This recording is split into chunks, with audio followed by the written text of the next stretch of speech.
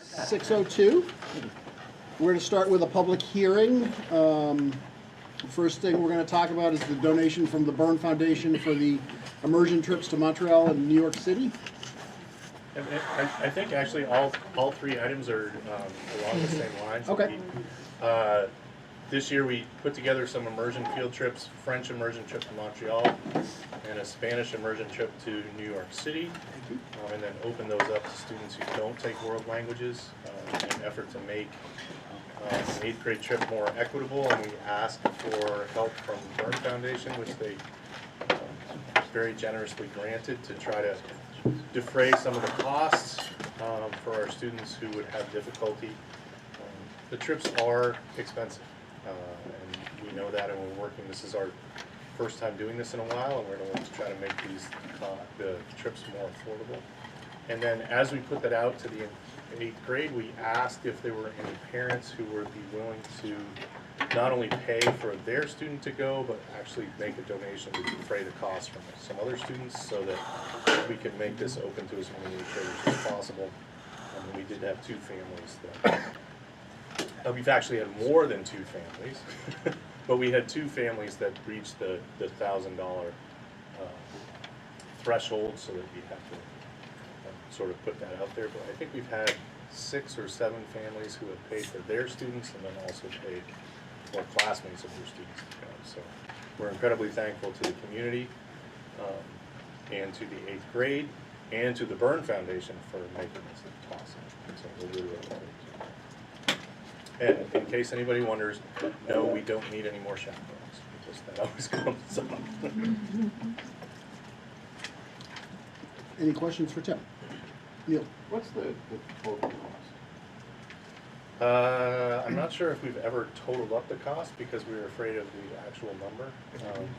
If we look at what it would cost, we did it in terms of next year, and it's probably around $100,000. It's in the letter. It is Yeah. in the letter. It is in the Yeah. works. Okay. It says 110. Yeah. And we did have a fairly significant grant from 2019, was the first year that we were supposed to have a Spanish immersion trip to New York City, that the Byrne grant had donated $18,000 to, which then obviously did not go forward. And they had allowed us to hold on to that money. It had already been paid as a deposit to the tour group, which is one of the reasons that we're using that particular tour group. And then they agreed to apply that to this year. But and we have gone forward in trying to reach out to parents. I think something that had come up in one of these meetings, that we've reached out to parents without any knowledge of the students involved as to whether or not their parents are asking for any financial assistance. And so far we've been able to grant whatever financial assistance has been asked for, and then we're going to take the money that we have left over and apply that equally to everybody who's left. So right now we're looking at defraying the cost probably between at least $200 and $300 per family who has either not paid the full amount or not asked for a more significant scholarship. Ben? Tim, in the anonymous portion, there's a handwritten letter that says, "Dear Tim, we hope this allows for more students to participate in this amazing experience. Thank you for asking." Were parents asked directly? Parents were given the opportunity to, we put this forward and said, we are putting this forward for, in the past, our immersion field trips had always been for students who are only enrolled in those languages. So only Spanish speaking, or people who are taking Spanish would take on the Spanish trip. People who are taking French would go to Montreal.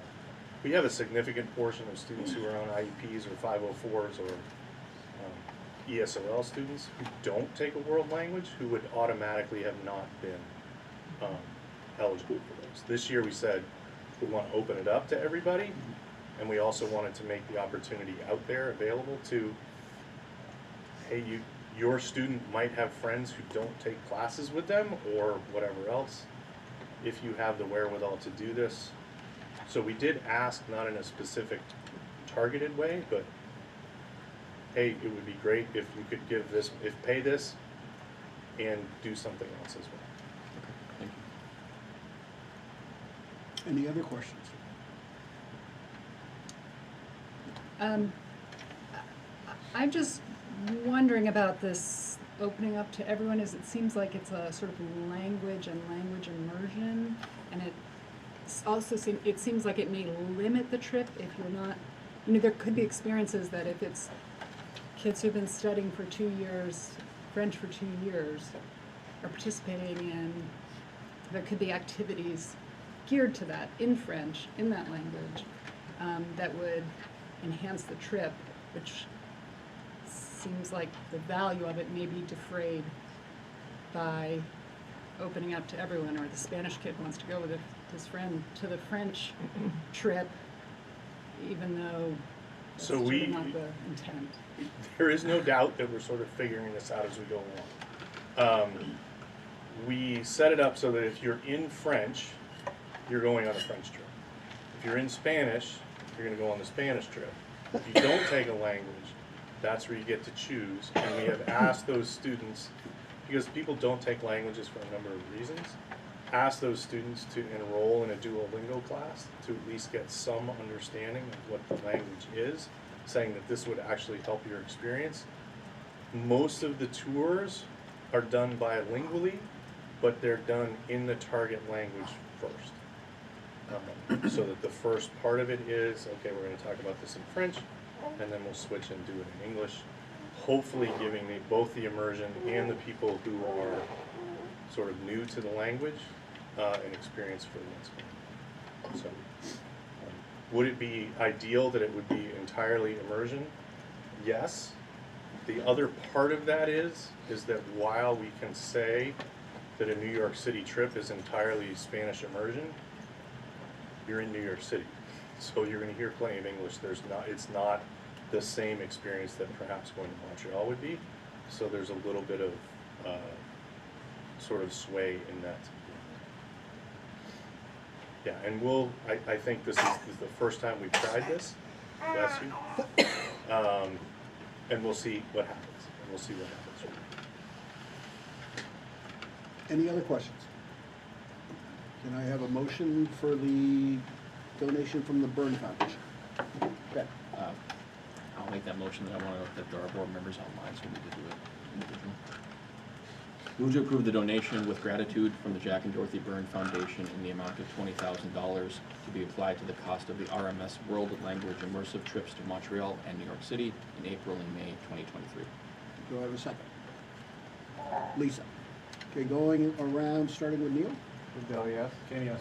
Christie, yes. Carmen, yes. DeBlasio, yes. Johnson, yes. Keeney, yes. Barry, yes. Nelson, yes. Hartman, yes. Kelly has her hand up separately. Kelly? Yes.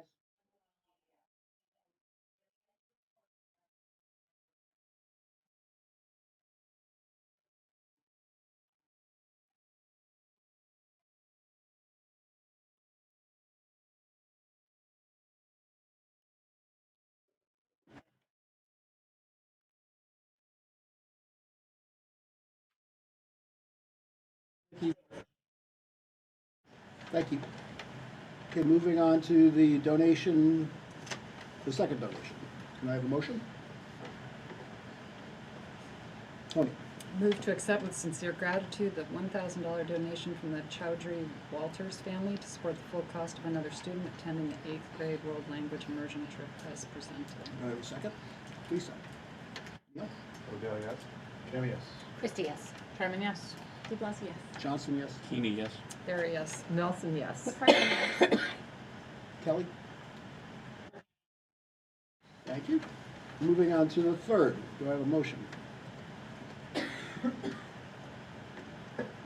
Tony.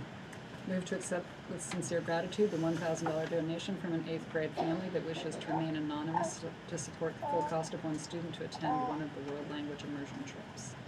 Second. Deb? Neil? Odell, yes. Kenny, yes. Carmen, yes. DeBlasio, yes. Johnson, yes. Keeney, yes. Barry, yes. Nelson, yes. Hartman, yes. Lisa? Christie, yes. Thank you. So at this point, we're going to close the public hearing, move into our regular school board meeting. Anyone have any items to remove or move or add to the schedule tonight? Seeing none, we're moving on. Public comments. The chair will give members of the public 3 minutes each to comment on items not on the agenda. The board respectfully asks members of the public to state their name and address before commenting on agenda topics. Any public want to make a comment? Anything online? Okay. Moving on to reports. Is Vidushi on? Yes. Vidushi, you're up. Hi.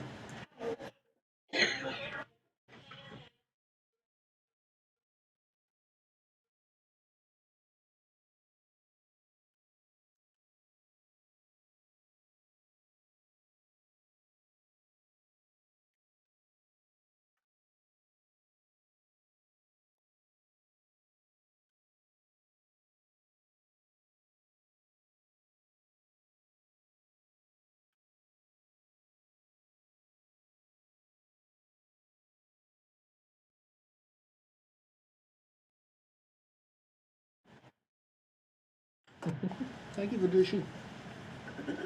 Any comments or questions for Vidushi? Seeing none, moving on to Julie. Again, I told Tim and Julie at the last prep meeting that we're going to change how we kind of run the principals reports. Since everyone gets this in advance and in writing, we don't need a full recitation of it. So if someone has a comment or a question, they can ask Julie. Made some decisions about the schedule for next year. So that would probably be on this whole list of reports, Yep. the thing that you might be asked most about. Can you just give us a highlight of the Yeah, schedule? so right now we have blocks and periods running together in the we can have it all fashion, and that has caused problems for kids not being able to have foreign language and music at the same time, things that we think they should be able to get. So the decision was made as a staff to go to all blocks for next year, except the Wednesday will run in a period fashion, all 7, and we'll have 4 blocks on Monday, 3 on Tuesday, 4 on Thursday, 3 on Friday. So the daily meetings that world languages really loved, and also chorus really liked, and then sprinkling throughout are not going to happen. And there are some hard feelings about that with the staff. It was a hard conversation to go through. But we did it, and we're on the other side of it. Any comments or questions for Julie? Thank you. Can you just talk about the workshop that's happening in May? Oh, Or the January? yeah, so instructional coaching. Yeah. So instructional coaching workshop, Robin wrote for money from one of the title two, okay, and got money for PD. And so a number of our staff, we have an instructional coach at Point 4, a number of staff are interested in it. Some went to an instructional coaching conference this summer, really felt like it even helped them to receive coaching, but also to understand the whole process and support it. And so a number of people were interested and want to go to this one-day workshop that Robin and Sally Hare organized. And so we're headed there. Ben? Can you walk me/us through what is Circle and what is Circle's S2? Yeah, so Circle is we have advisory groups, and every week they meet for lunch. So our students in Circle, there are 10 students, 1 adult, eat lunch together on Fridays. And on Tuesdays, they have a social emotional curriculum that we go through, and they sit in a circle and they go through this curriculum. And semester 2 is S2. Okay. And so we had plans to dive a little deeper into the social emotional curriculum and go in a certain direction second semester, and we're being trained in staff meeting to do that for second semester. And then some people were feeling uncomfortable. We had to gauge where we were, and we put the brakes on going in that direction. But we're going to still do the training and then decide if we want to go in that direction next year. Do we want to just go that direction with our seniors? And it was diving into identity issues. Was Was that blocked by the staff or by the students?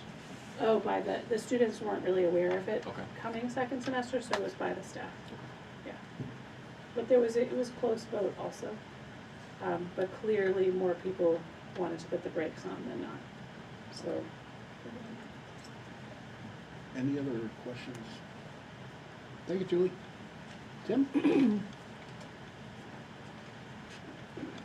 So I'll leave it open to questions. We have, basically the last 3 weeks have been sort of a celebration of everything we've done so far, whether it be concerts or all kinds of work we're putting on the walls or displaying. Pretty much everything has come to the end, sort of, even though we're not quite at the end of Q2, a lot of big projects are culminating.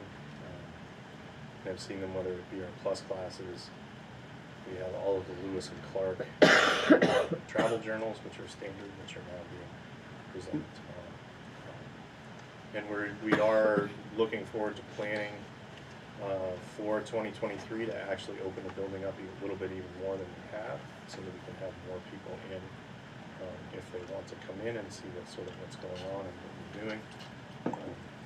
Yeah, we've had some really good discussions about what we want to do with that, and the idea that we're all getting back to the fact that a lot of these students have not done big assemblies before, so we're going back to like, okay, how do we start at the very beginning? And remembering that being an audience is also a skill that needs to be taught, and that's what we're looking for going forward. So we also came over here last week. We had a great field trip. The 6th grade came to the basketball game, which I think every student above the age of 4th grade went to. So we had a number of people who said it was the loudest basketball game they've ever been to, which just says, so yeah, if you want it really loud, just put a lot of smaller children in there, and it should be a lot louder than you would expect. So, that's where we are. It's been an interesting 3 weeks, but it's been pretty standard as well. So I don't know if anybody has any questions. Any questions or comments for Tim? We have someone from the audience. Can you add Carol? Speak, please. Carol, you had a question? Carol?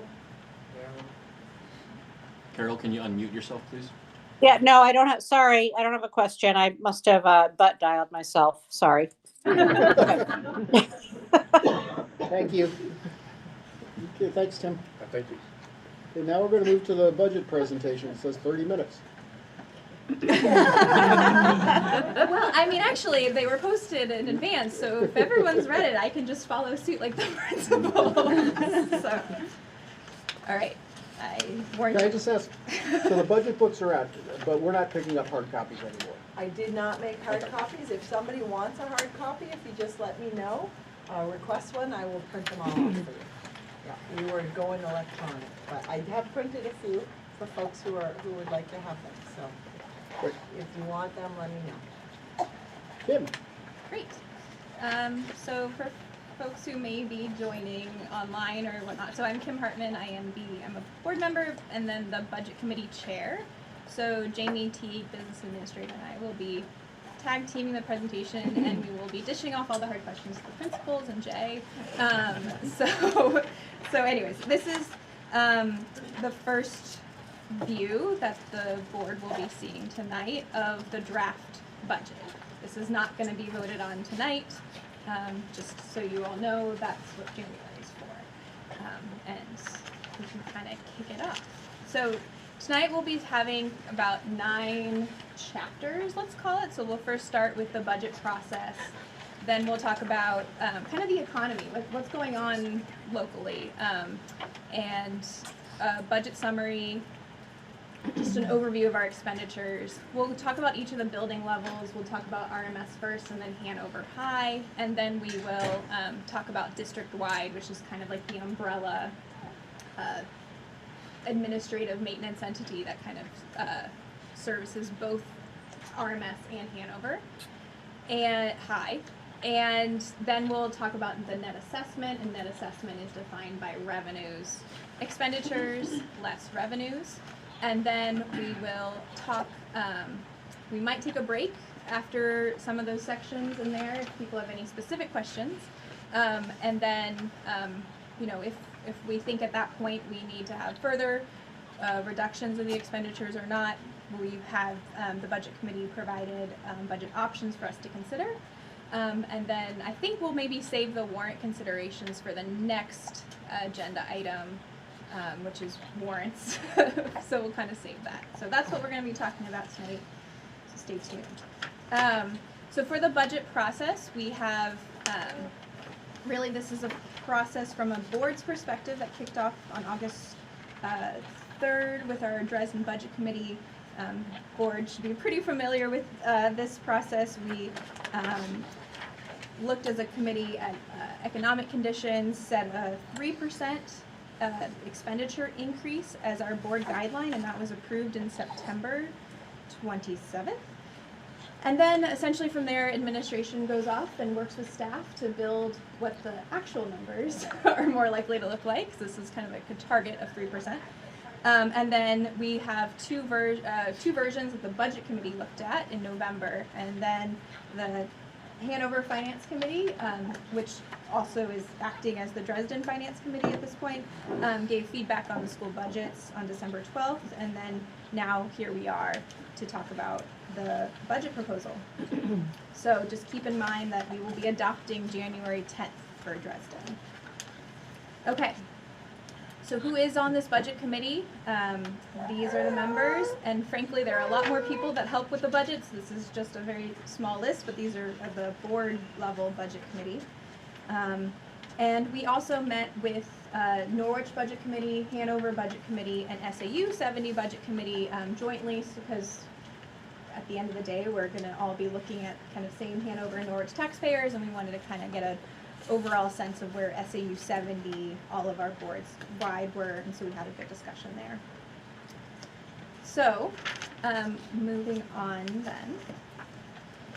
The next two slides, I think we can kind of go through quickly. Just, I think what's important to know is that there is a lot of people that help build these budgets, and they do a lot of work between that late August and early, in an October timeframe, including kind of engaging other committees which board members sit on, like CPP, to kind of figure out strategic priorities of the high school.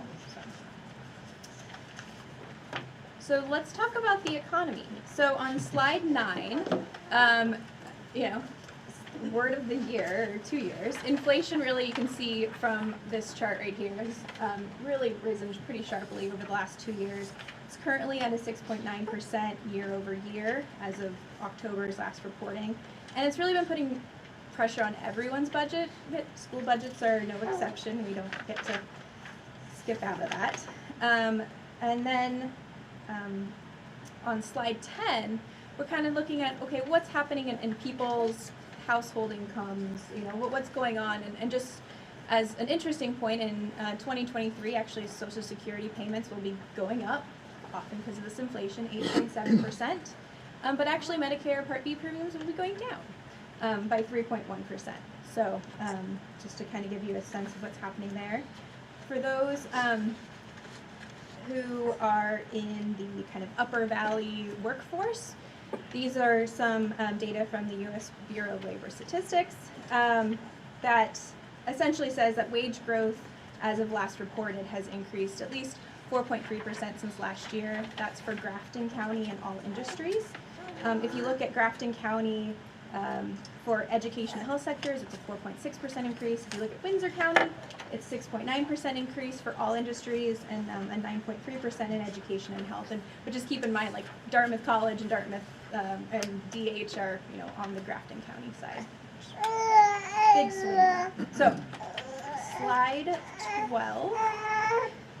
Unemployment rates still pretty much remain pretty low, although we have been tracking this slide at the budget committee level for a couple of years now, and I would say that orange side, our current slide, is kind of ticking up high. It was ticking up higher than it has been. So I know there's been some discussion in financial news of potentially, an impending recession at some point, as we're correcting.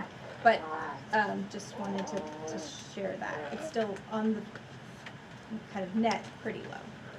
All right, so for our budget summary, so now we're going back to the schools, which is really what we're here to talk about. The budget, when I kind of say budget, think of I'm saying budget expenditures. This is the total gross amount. These are all the goods and services that a school district will buy or procure or hire. And so I'm following along. I don't have my glasses, so I can't really see. I think I sat too far away. But so we have this essentially is a flow chart that starts on the left with the first blue column is the FY23 budget, and that was 29.8 million. And then if you kind of see where we're adding for this year's budget, you can kind of see what building or what entity it's coming from to get to us a fiscal year 24 budget proposed of 31.13 million. So RMS contributes, so in total, we're looking at a 1.3 million expenditure increase. 446,000 will be coming from RMS. Hanover High, in this version, will have 705,000. District-wide is an increase of 183,000. So that in total is a 4.5% increase. So that was that 1.3 million. This is kind of another way of looking at that same information. If you were to drill down into RMS and to Hanover High and district-wide, this is where you're going to see the main drivers for that 1.3 million. So the darkest sections of, all the greens are district-wide, all the oranges are RMS, and all the grays are Hanover High. And really those darkest sections of those pies are salaries and benefits. And really, we're going to talk about that, but that's going to be the key driver, and a lot of that is due to healthcare being our premium rates are going to be increasing by 13%, so it's a pretty sizable chunk. Okay. So the last slide for the summary section is we always look at enrollment as well, and so this is our total, our projections. We never know who's going to come through the doors, but here's a good projection for us. So Dresden is expected to be higher at Hanover High, and it will be lower at RMS and compared to previous year. And we are actually looking at more tuition students compared to this current year's actual. And that is an important number because that's what will swing the revenue, what we see later on.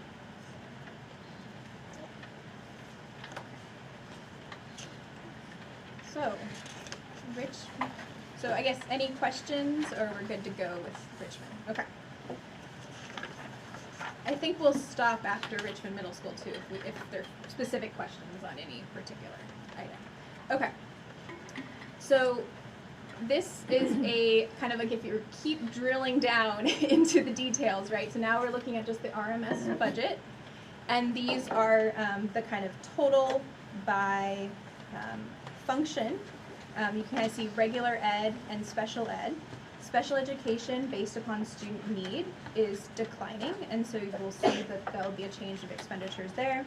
But in total, the RMS budget will be up 5.25% compared to last year, or that $446,000. We're gonna keep drilling down. These are the significant changes of the budget. All of those from salaries down to building and site improvements that are listed there are kind of your big dollar swings. Anything else that's kind of smaller than that is put into the other changes. So if you can see inside this orange box, you have the significant changes, which is the total, which is $389,000 if you were to add those. And then other changes is everything else. And then that kind of gets you to foot to that 446 again. So of the significant changes, we can kind of walk through these. The salaries, we have a contracted union wage increase. This was what we as voters voted on last year and are just executing it this year.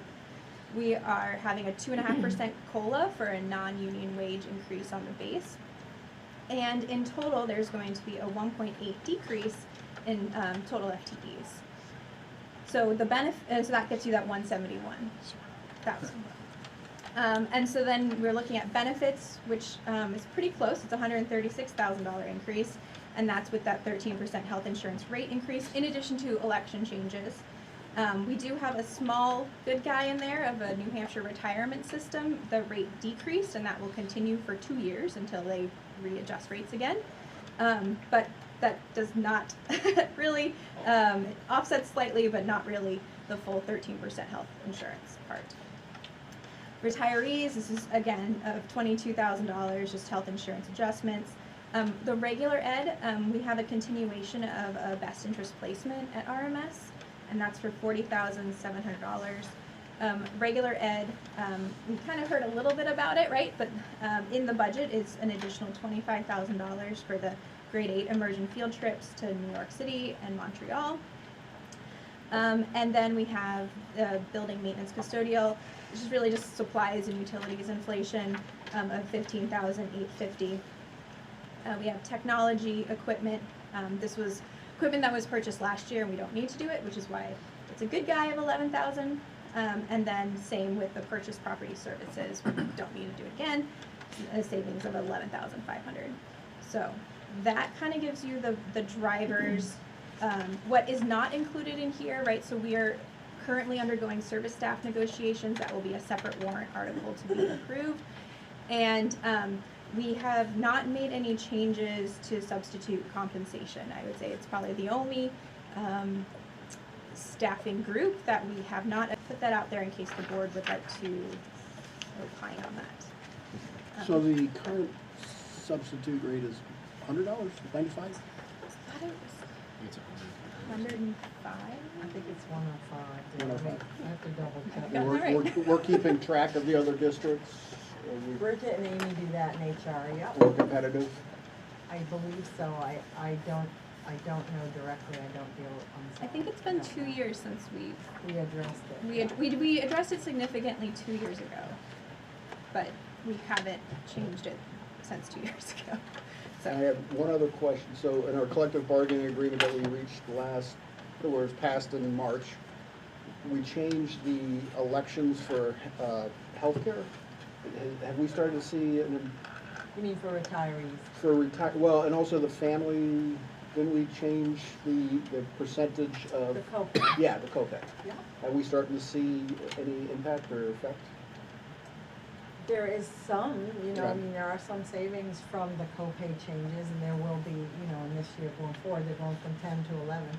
So, but the effective rate over a 2-year period, because normally you get a payback on the rate, right?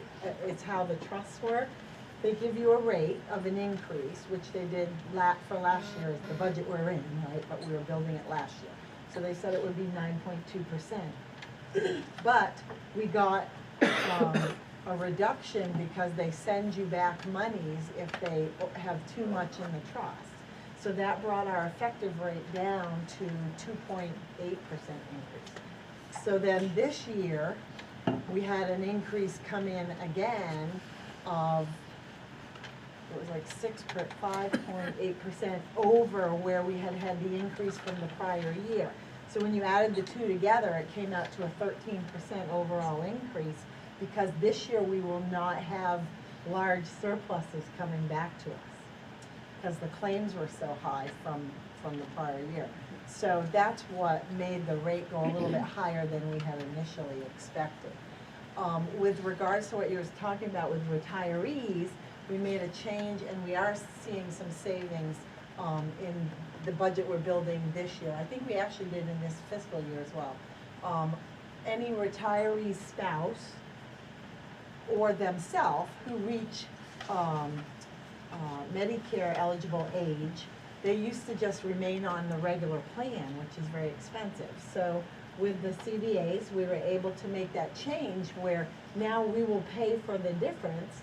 We'll pay for the plans that we have Medicomp plans available, which are a little bit cheaper, substantially cheaper actually, than the full cost of a two-person plan. So what we do is we roll the employee onto a single, and then we put their spouse on the Medicomp or Medigap. There's two, they call it whatever, depending on where you are. So yes, that's there's I think there was four folks I think who are transitioning, their spouses are transitioning that direction in the budget we're building now. Thank you. Any Neil? Tom's. Oh, Tom, you're first, sorry. Okay. You haven't been here for a while, I didn't recognize you. There, and because I haven't been here, well, I missed this question, but the reference to the $25,000 for the immersion field trips, was there anything in there pre-pandemic for these field trips? This is a totally new, thanks. Yeah, I believe, and correct me if I'm wrong, I believe the total amount of the field trip budget in the prior year, well, during COVID, we cut it actually out entirely, and then when we added it back, it was 25,000, 26,000 total. Right. Something like And that. so this is in addition to what we just talked about in terms of, we hope to continue this that we're starting this year without as much fundraising as we're trying to do this year. So we try to budget part of it, knowing that we would never be able to budget all of it. No, I was just wondering if there was a part of it included in pre-pandemic field trip. No, we have, It's 24. post-pandemic, we took our field trip money and pooled it instead of having it in specific lines for specific departments. And then we sort of use it as people apply for it, but it's significantly less. This would be a pretty big addition. Any other, Neil? Going back to the health insurance piece, Jamie, do we have the ability to drill in on the claims piece of things? We do for the support staff and teachers. They won't let you drill down, for groups 50 or less. So yes, we do. I can tell you that, so the information I was just talking about with that rate, that was for non-union and service, okay? For the support and,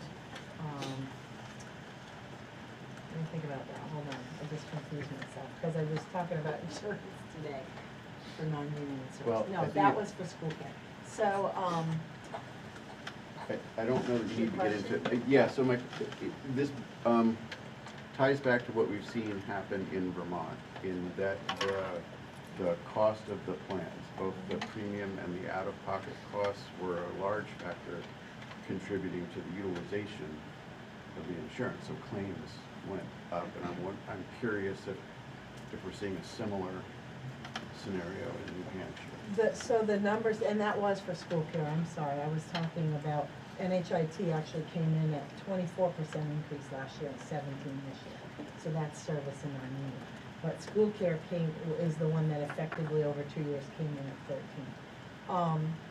So 13 over 2 years is actually based on what I'm seeing with Health Trust and hearing about Health Trust, and NHIT. The rates are really pretty stable with school care. I think that, Are is the risk pool it's more than just us? it is more than just us, but your portion of it is based on your claims history. So other districts getting the same insurance will see different They can see different percentage increases. increases Yeah. or Yep, decrease, I guess. yep, absolutely. They rarely ever go down, but yes. Sorry?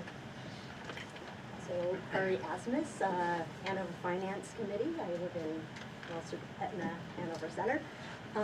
It's on health insurance. I did notice that non-union increases in health insurance are more in the 8%. And I was just wondering how that is, and is there any way to, in the future, have that be aligned, if that's a generally better or smaller increases? So, what I just referenced is the healthcare for non-union and support, for non-union and service. It's small pool because it's below 50 lives. And so we had been really stable, but as you know, when claims or catastrophic claims occur in small pools, it can drive your rates up higher. So right now, we're in conversation with the administration about looking at different plans. We'll be moving to a different plans. Okay, so, and I'm just thinking, so, you were saying that the 13% is an effective rate increase over 2 years. So you're saying that's actually smaller than the 8% 1 year Right, because last year, so with service and service staff is your custodial maintenance, right? They're very small, so they've always been married, if you will, to the non-union staff in order to, to form a small pool. So last year's rates on that census of folks came in at about 24% increase. We were able to make plan changes in order to not drive the budget over. This year's rate increase, guaranteed maximum, right, because they don't give us the actual rates until like May, it's April, May, came in at 17.4. So we've had some catastrophic claims in our groups in that census. And so we are actively again looking at which plans that we're going to offer and what the co-pays will need to be. And we're confident that we can still offer plans that align with, what the support and teachers have in both sides of the river, comparable, and they will still not drive the budget over. And then I had another question sort of on the significant changes, and I'm looking at page 6 of the budget packet as opposed to the presentation. And under Richmond Middle School program maintenance, the first item, number 4, it references an increase of $193,000 due to the addition of the unbalanced or unbudgeted increase of 0.8 FTEs for a change in teaching staff and an additional 0.2, oh, okay, and as the addition of 2%. So I was just wondering, of It also 193, how much of that is the new position? The 1.0, the effect of the 1.0. Yes. I believe when we ran those numbers when they added it in April, and I believe it came out to just around 92,000, because it was actually, we didn't hire another body, if you will. What they actually did was, for the most part, and if I get it wrong, Tim, you can jump in, they added 0.2s to some of the staff that we had that were part-time, that were already on, in the system. So it didn't add expanded costs, like hiring a whole nother body for health and, all of those different benefits, because the folks were still already with us.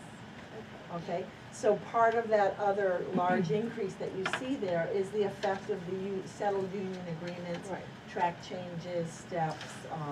I could probably break it out, but I know when we ran it, I think the number I was remembering was like 92,000 for that.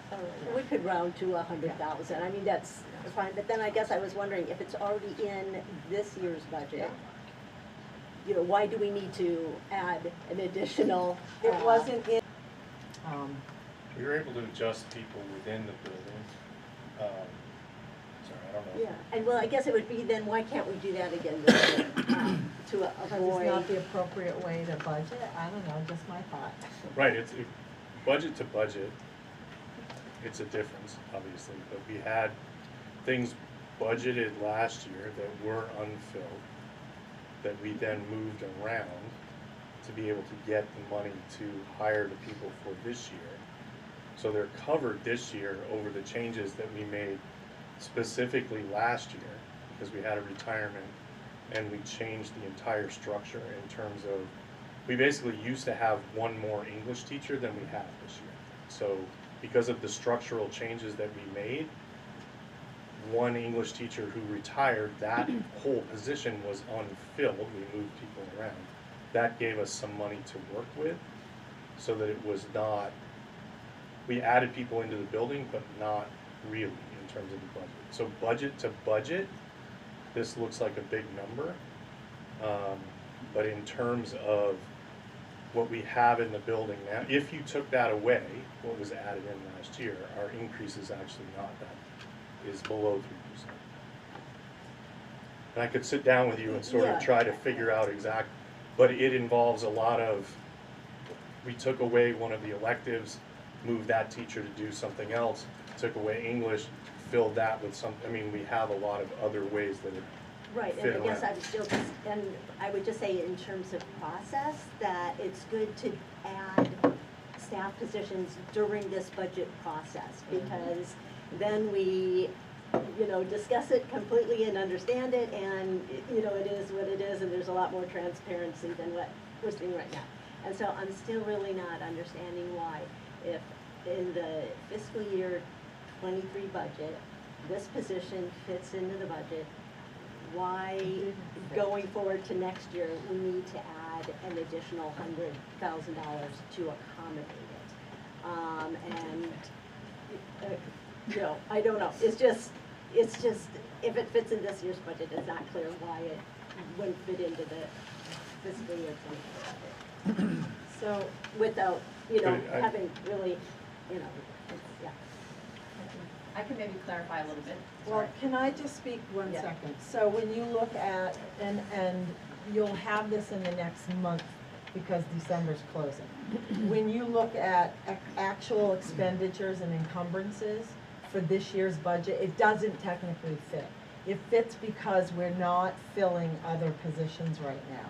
If you look at the salary line for regular ed teachers, the salary line is expending $2,878,261. It's on page 8 of exhibit 6, I think. Mine might be numbered different, sorry. But the budget in that line area was 2.7 million. So we're overspending the regular ed teacher line. But if you look at the special education salaries ed assistants, we are not overspending, we're underspending that line, which is going to absorb this change. Did they know that last year about the special ed assistants? We didn't absolutely know. The board approved an over budget condition if it didn't pan out, but I mean, there weren't vacancies in the regular ed teaching positions, if you will, that made extra money available. I think some things were reallocated, but we're still trending over budget because of the 0.8. It was 0.8 for this fiscal year. Tony? To Kari's point though, at least part of this I understand was a retired English teacher. So that English teacher only was budgeted last year. And now we're just adding 0.2 to a bunch of people who aren't getting benefits and everything. So it seems like it should be a relatively even trade if we're adding one. We've taken away an English teacher from, we're not replacing that retired English teacher, as I understand it, because of this new schedule. And now we have a 1.0 total made up of extra 0.2s. Why aren't they? So if you look Go at, on, Lisa. I know that we It was presented this, 1.8 to. yeah, we presented this idea during the April meeting after our March in-service. And the total restructuring of our 7th and 8th grade teams and our 7th and 8th grade English was more than 0.8 FTE, but we reallocated some FTE from English, some FTE from computer literacy we had previously taught, and the net of that was a 0.8 increase. So we did some reallocation within our approved budget from March of 22. A 0.8 increase in FTE to make the new structure happen. So you took out 1 and added 1.8. Is that to Took out accommodate one, this new we took schedule? out more than that. But yeah, we did some, it was a net 0.8. We moved some people around, and one of the things that happens when you're looking at a budget is you're looking at numbers in terms of percentages. Those don't correspond to people. We have very few people at the Richmond School who are actually part-time. Most of our people are full-time.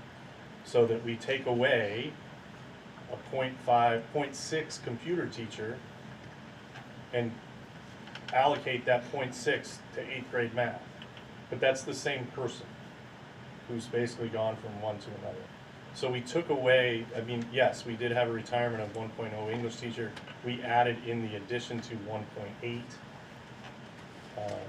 So the additional was the 0.8 at that time. It's actually more than 1.8 person in the building. And the extra 0.2 to get to the 1.0 for this year is that instructional coach. And we're trying to add a part-time instructional coach to sort of bring us in line with the rest of the district in terms of what we are doing. Kim? Actually, that would be a perfect segue to our next slide if we don't mind. So, yeah. But I mean, Jamie. I'm just gonna say that if you go back to the April meeting in '22, there's a presentation about what was done and a write-up. Okay, so Kari, if you go back and check that out, or I can send them to Yeah, you. no, I Okay? would just say, I did read the minutes, Oh, okay. not realizing that there There- was yeah, a whole there's a- presentation, but the minutes are Yeah. very. Yeah, there's a whole presentation which they went through, Okay. so it'll give you a better understanding of what occurred, okay? All right, sorry about that, I digress. We also will talk about it in the next couple of slides. Yes, I'm So coming we can back. go back to Sorry. slide 20, please. Right there. Don't digress, on the slide. Okay, so, I mean, I think Tim stole his own thunder a little bit, but, you know, this is where the 1.0 net FTE decrease comes from, right? So we have that 1.0 reg ed teacher, which is that 0.8 for this interdisciplinary teaming model, which we'll talk about in the next couple of slides. And then 0.2 is that instructional coach. And then we have kind of a savings, if you say, of FTEs and 2.8, which is the special ed aides and non-certified staff, and that's where you get the 1.8. So, and maybe I'll have Tim, you know, or in this, I'm a little bit closer for this discussion, but so this is how the RMS restructured. We kind of talked about it a little bit, but students you know, so what this slide says is on the left column, it's what the student experiences with the new schedule. On the right is the teacher experience. And then we have like the new plus class offerings, which we'll talk about what plus class offerings are in a little bit. But as the student experience, like in what they're experiencing really right now, but also what hopefully, you know, in the budget next year as well, we have students have an 8-period day, and they will join one team, an academic team, of English, math, science, and social studies. Those teachers will work together, get to know their students with their kind of their own personal cohort better. And then world language will also kind of be a shared resource. It's not teamed. Same with the plus class, and they have 2 electives. That kind of gets you your 8-period day. And we talked about that there's no more double English. Is that a question? 2 of them actually. Okay. Maybe I'll just finish the slide then. So then as far as the teacher experience, we have the, you know, teacher teaches a full 5-period course, or 5-period teaching load.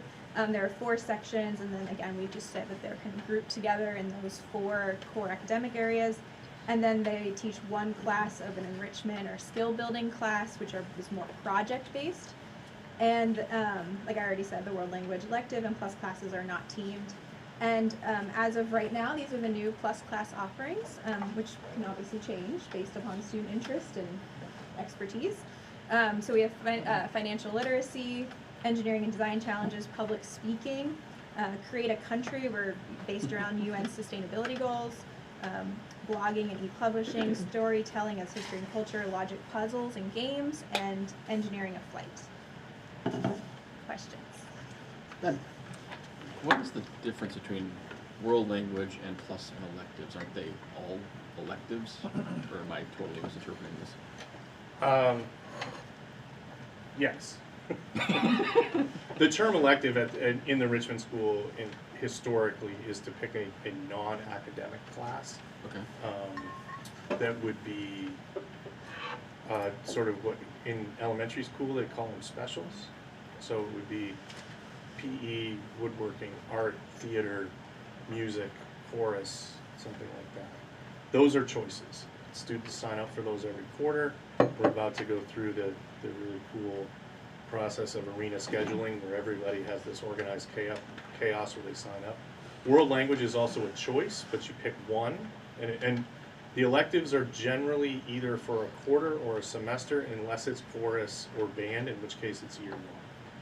So you would pick those and decide to go forward. World language is another one of those you would choose, or sometimes your parents would choose.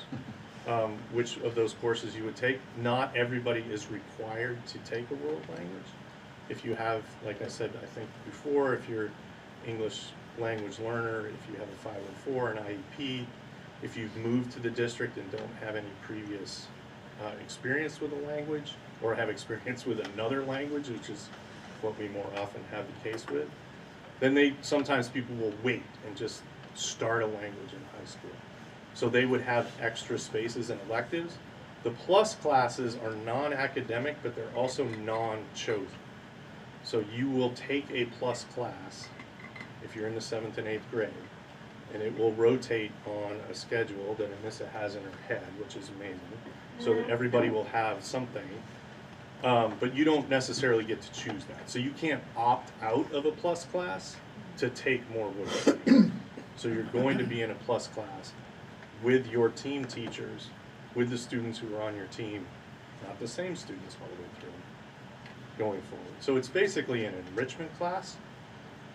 It's a way for us to add back things that we've had to pull out of the curriculum because, frankly, people keep adding things to the curriculum. Those darn people. Yeah. So. Tony?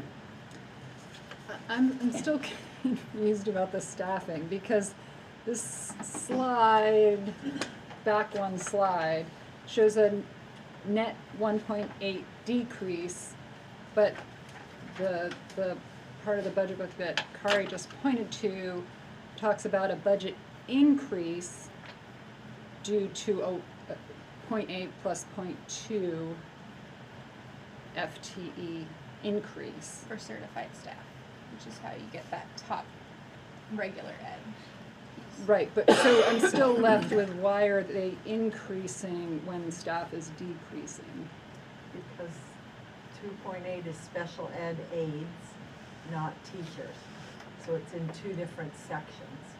So to see the decrease, you would go to the significant changes overview exhibit 1, excuse me, and it's in a different section, which is down below.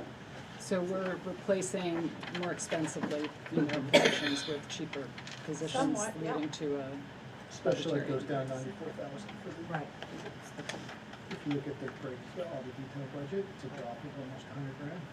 But the budget itself will go up, Tony, because it was unbudgeted last year.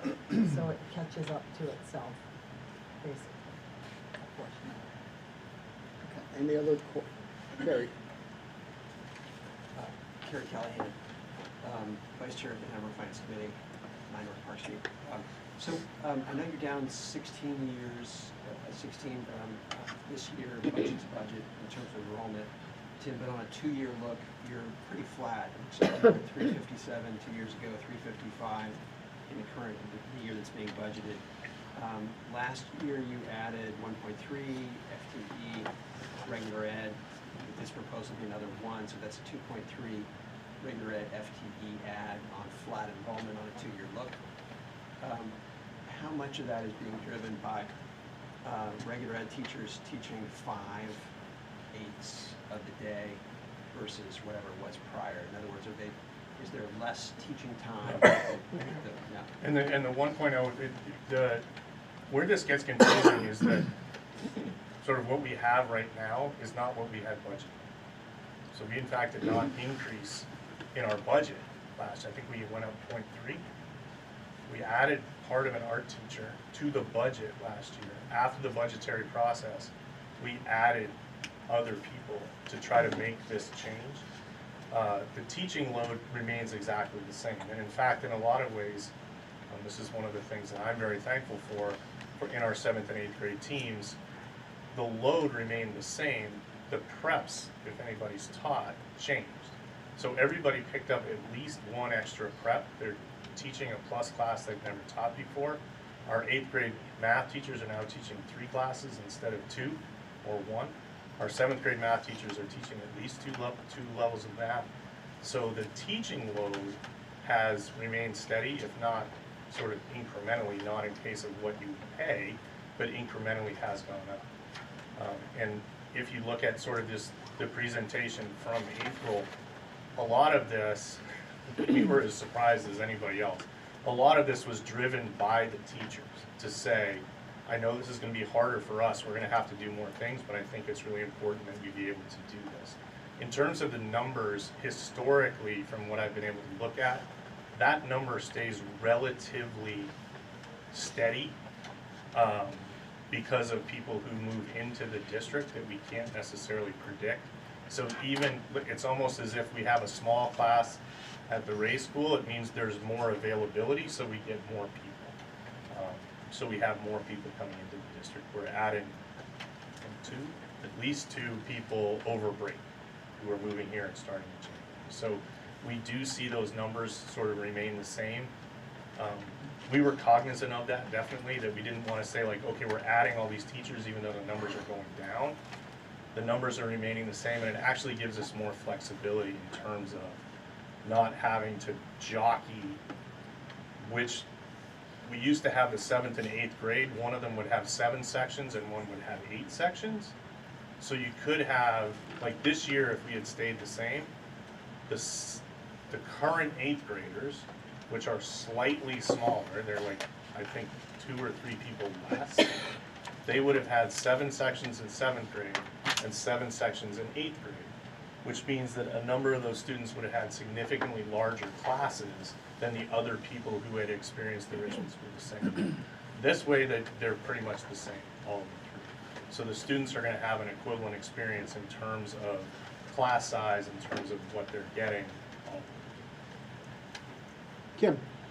So yeah, just to summarize, and actually I was going to bring up things, so thank you for bringing up that last point. So the board has been presented with essentially two different times where RMS has asked for more teacher FTEs. The first time was to equalize class sizes, and that was in some of the budgets that you've seen in the past, right? So that was because it was every other year, one 7th grader or the 8th grade cohort gets the smaller class sizes, right? And so we said, all right, let's kind of have more equalized classes. And this, and why we're kind of going into the details on this one, too, is the second time. So it's, all right, we need an additional 0.8 on the net to make these teams. So that's the two main reasons. You know, and of course, there's other FTEs that move around, non-certified, and what we can and can't fill. That's kind of a little bit different discussion. But those are the two main tick-ups over the last few years in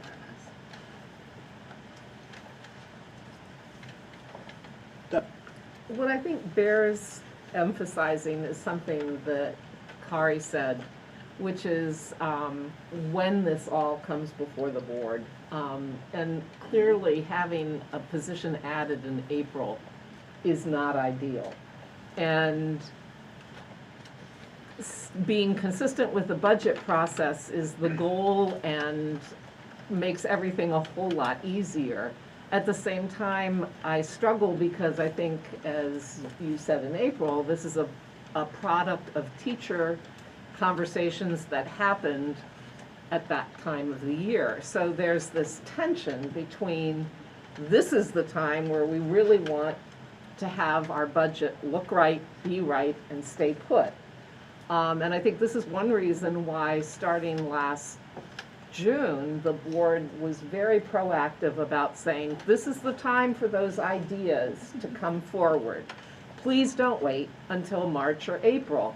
And I know at many of our board meetings, we have asked people to do that. And I think there is real value, given the beginning of this presentation and looking at inflation and everything else, to say, done, we're done. It might be a great idea, but you need to fit it into the process at the right time. So I'm going to cross my fingers and hope that there aren't any brilliant ideas that people decide to come up with in March and April. Thank you. You're off your soapbox? Yes. Okay. Tony? I just had one question about these, the significant changes chart, and it said other changes, new English, art, math, IM materials plus classes, 56,000. So that's literally all other changes in the RMS budget. All of them would be 56,000. I thought it was, thank you. No, to Okay. foot to the 446. It's not just materials for these new, No. Okay. No, it's literally Thank you. everything Got it. that, like, every small dollar. Any other questions? Kim? Great. So continuing on with this interdisciplinary model, because we wanted to make sure everyone understands it. So on slide 22, this is the scholarship that I'm sure Tim can recite better than I can. But basically that this scholarship supports the new model as creating these higher performing, more meaningful learning environments, part of the reason the board supported this position.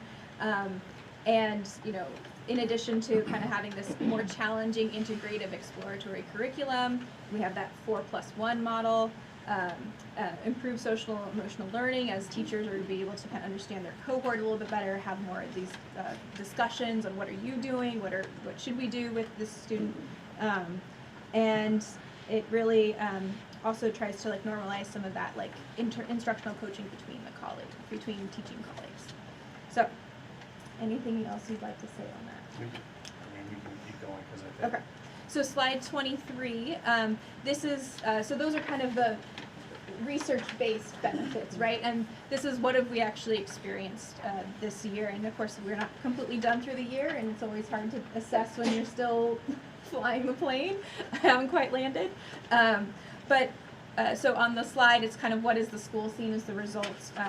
There's been increased enrichment opportunities. There's been stronger social and emotional learning. It's interesting to note that there's been reduced cases of serious emotional issues across the grades. And this is even in spite of a long-term guidance counselor absence.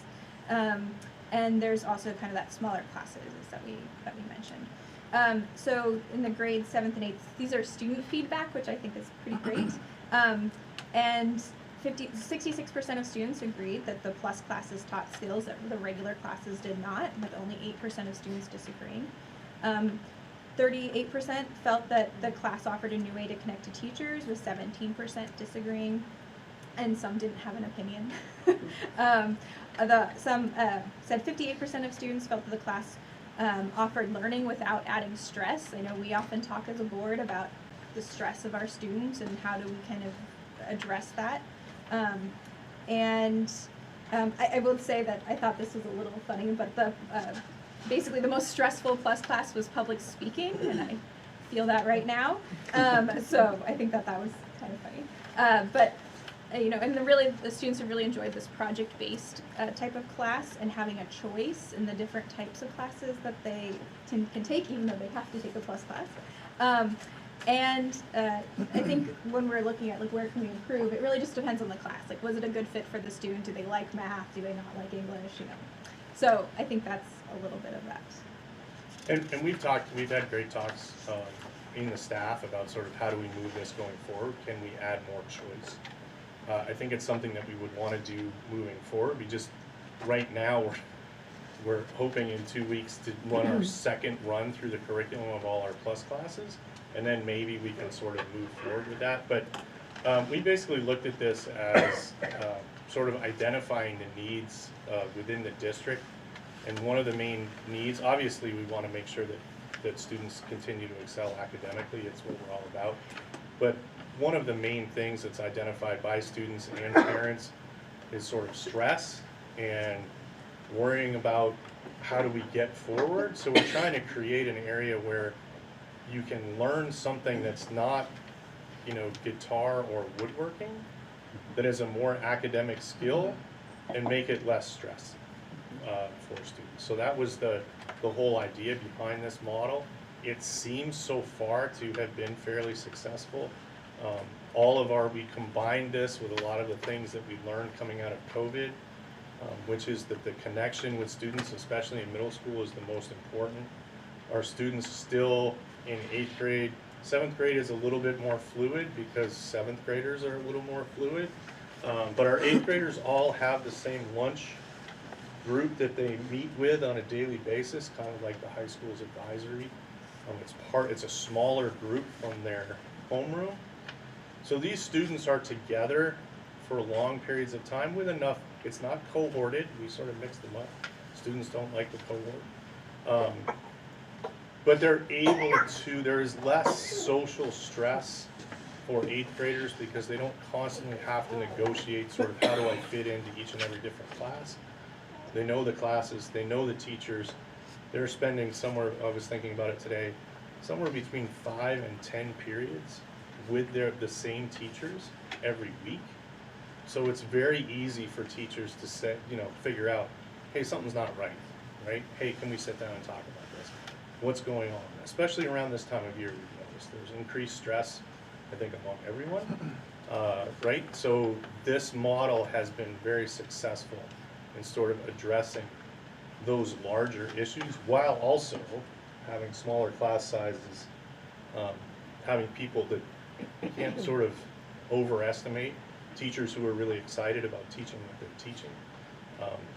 Anissa did a fantastic job with the schedule so that we have all of our small teams can meet on a daily basis and talk about students, but also all of our departments in the grades can also meet on a daily basis. So we have the 8th grade social studies, 8th grade science, 8th grade math meet together once a day to talk about, okay, what are you doing today, what worked, what didn't, sort of going forward. And it makes that experience, we've had fewer people this year say, oh, who do you have for this class? It's totally different than what I have for this class. The experiences are somewhat, they're not perfectly the same, obviously, but they're much more equivalent than they have been in the past, which I think also lends to this idea of community that we're trying really hard to foster. Students are doing the same projects in all the classes. They sort of have the same assignments in all the classes.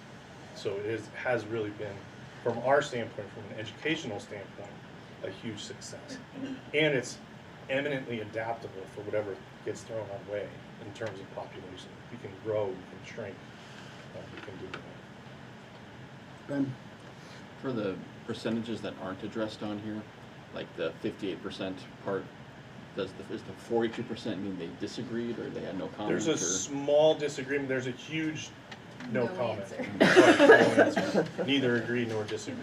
Okay. And that's one of these like, this is the students' first time taking these classes, so I think they didn't really quite know what to expect.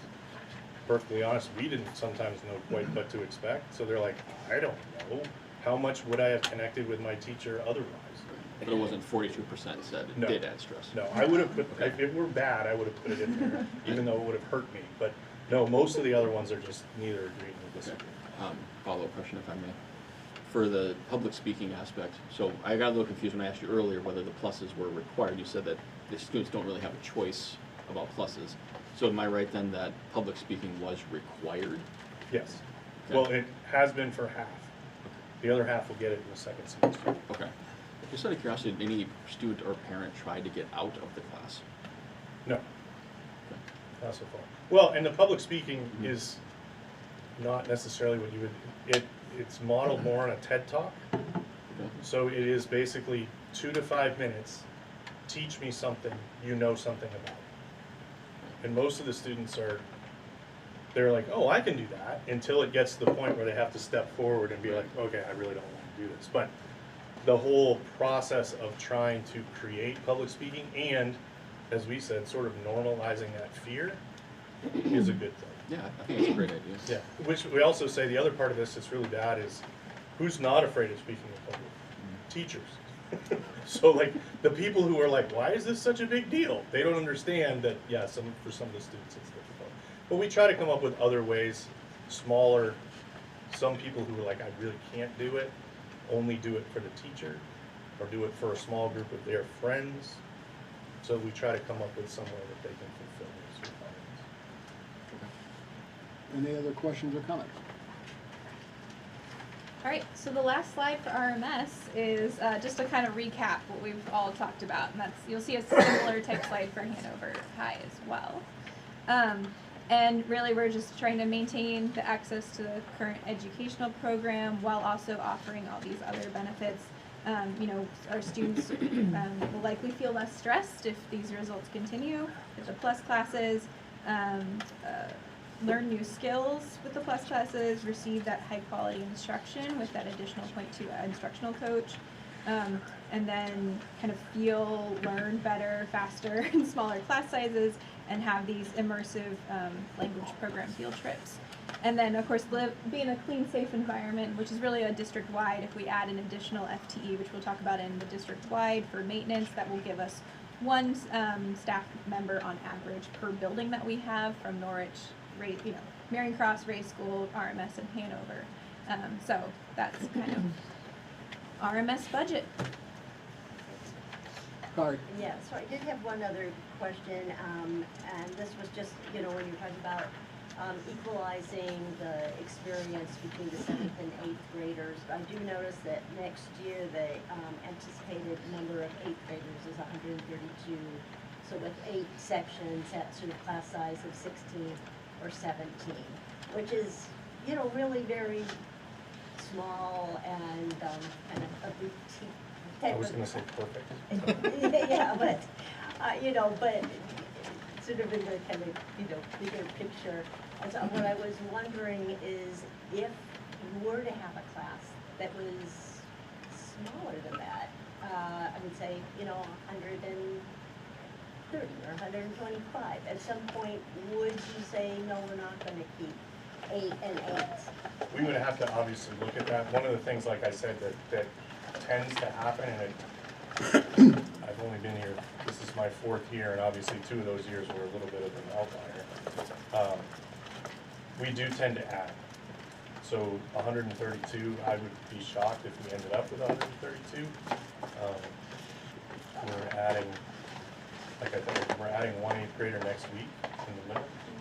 Right, but I mean, that is why you do the October 1st, October 1st, because every year there's going to be a certain, flow, and so when you do the year-to-year demographic snapshot, Right, but you're capturing that there's going to be change and growth, typically. Right.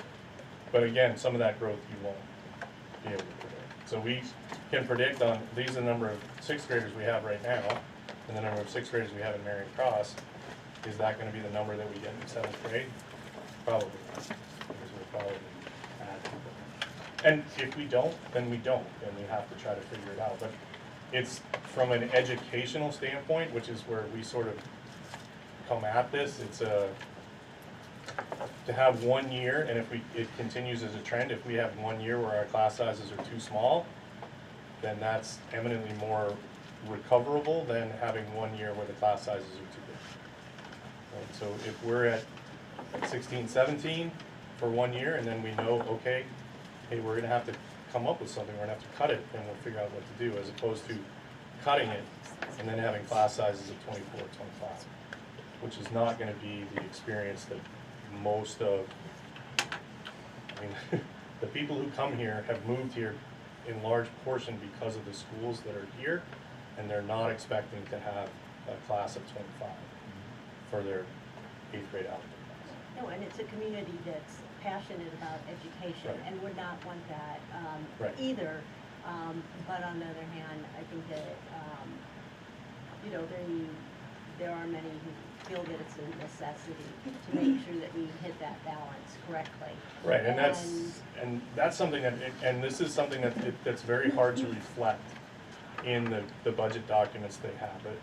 But these are discussions that we have school-wide on a yearly basis, right? Sort of what are we going to be able to do? What's the balance that we can strike?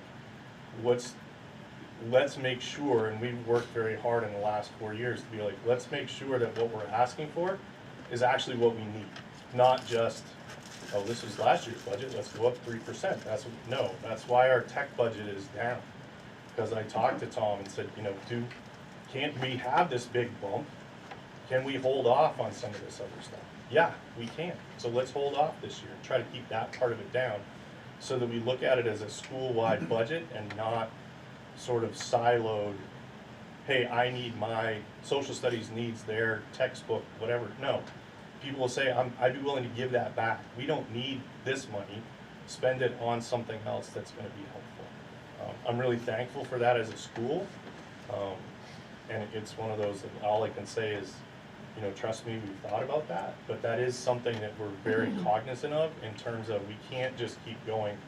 We'd love to, right, go up and up and up and up and have class sizes of 12. It would be fantastic, and 150 electives. That's not going to work. We know that. we're trying to make something that would fit what the needs are, and especially what the needs are reflected when we put out any sort of polling to our parents. Right? The parents say, yeah, it's really great, but I wish we had this. Okay, is there a way to get that? If there were 7 sections, if you had 19 students. Again, the specific in terms of the division, if you're talking about, this is where it gets difficult. 7 section of 19 students is the math. That's not what happened. Because of the electives, the way they work out, so you would end up with sections of 15 probably, and sections of 23 and 24.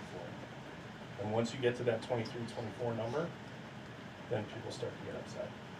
Just because you can't, it doesn't work out that way, right? So I wish that were the case, it would make it much easier, but that's not the way it works. Like in the building. Yeah, no, it's choices. Well, but it's not our choices, right? It's student choices. Because the student says, I want to be in geometry, and I need to take chorus, and I need to take band, and I'm in French 3. Okay, and you have 20 students who do that. They all end up in the same class because we don't have the flexibility within the schedule to make it all work. So you're going to end up with large sections and small sections.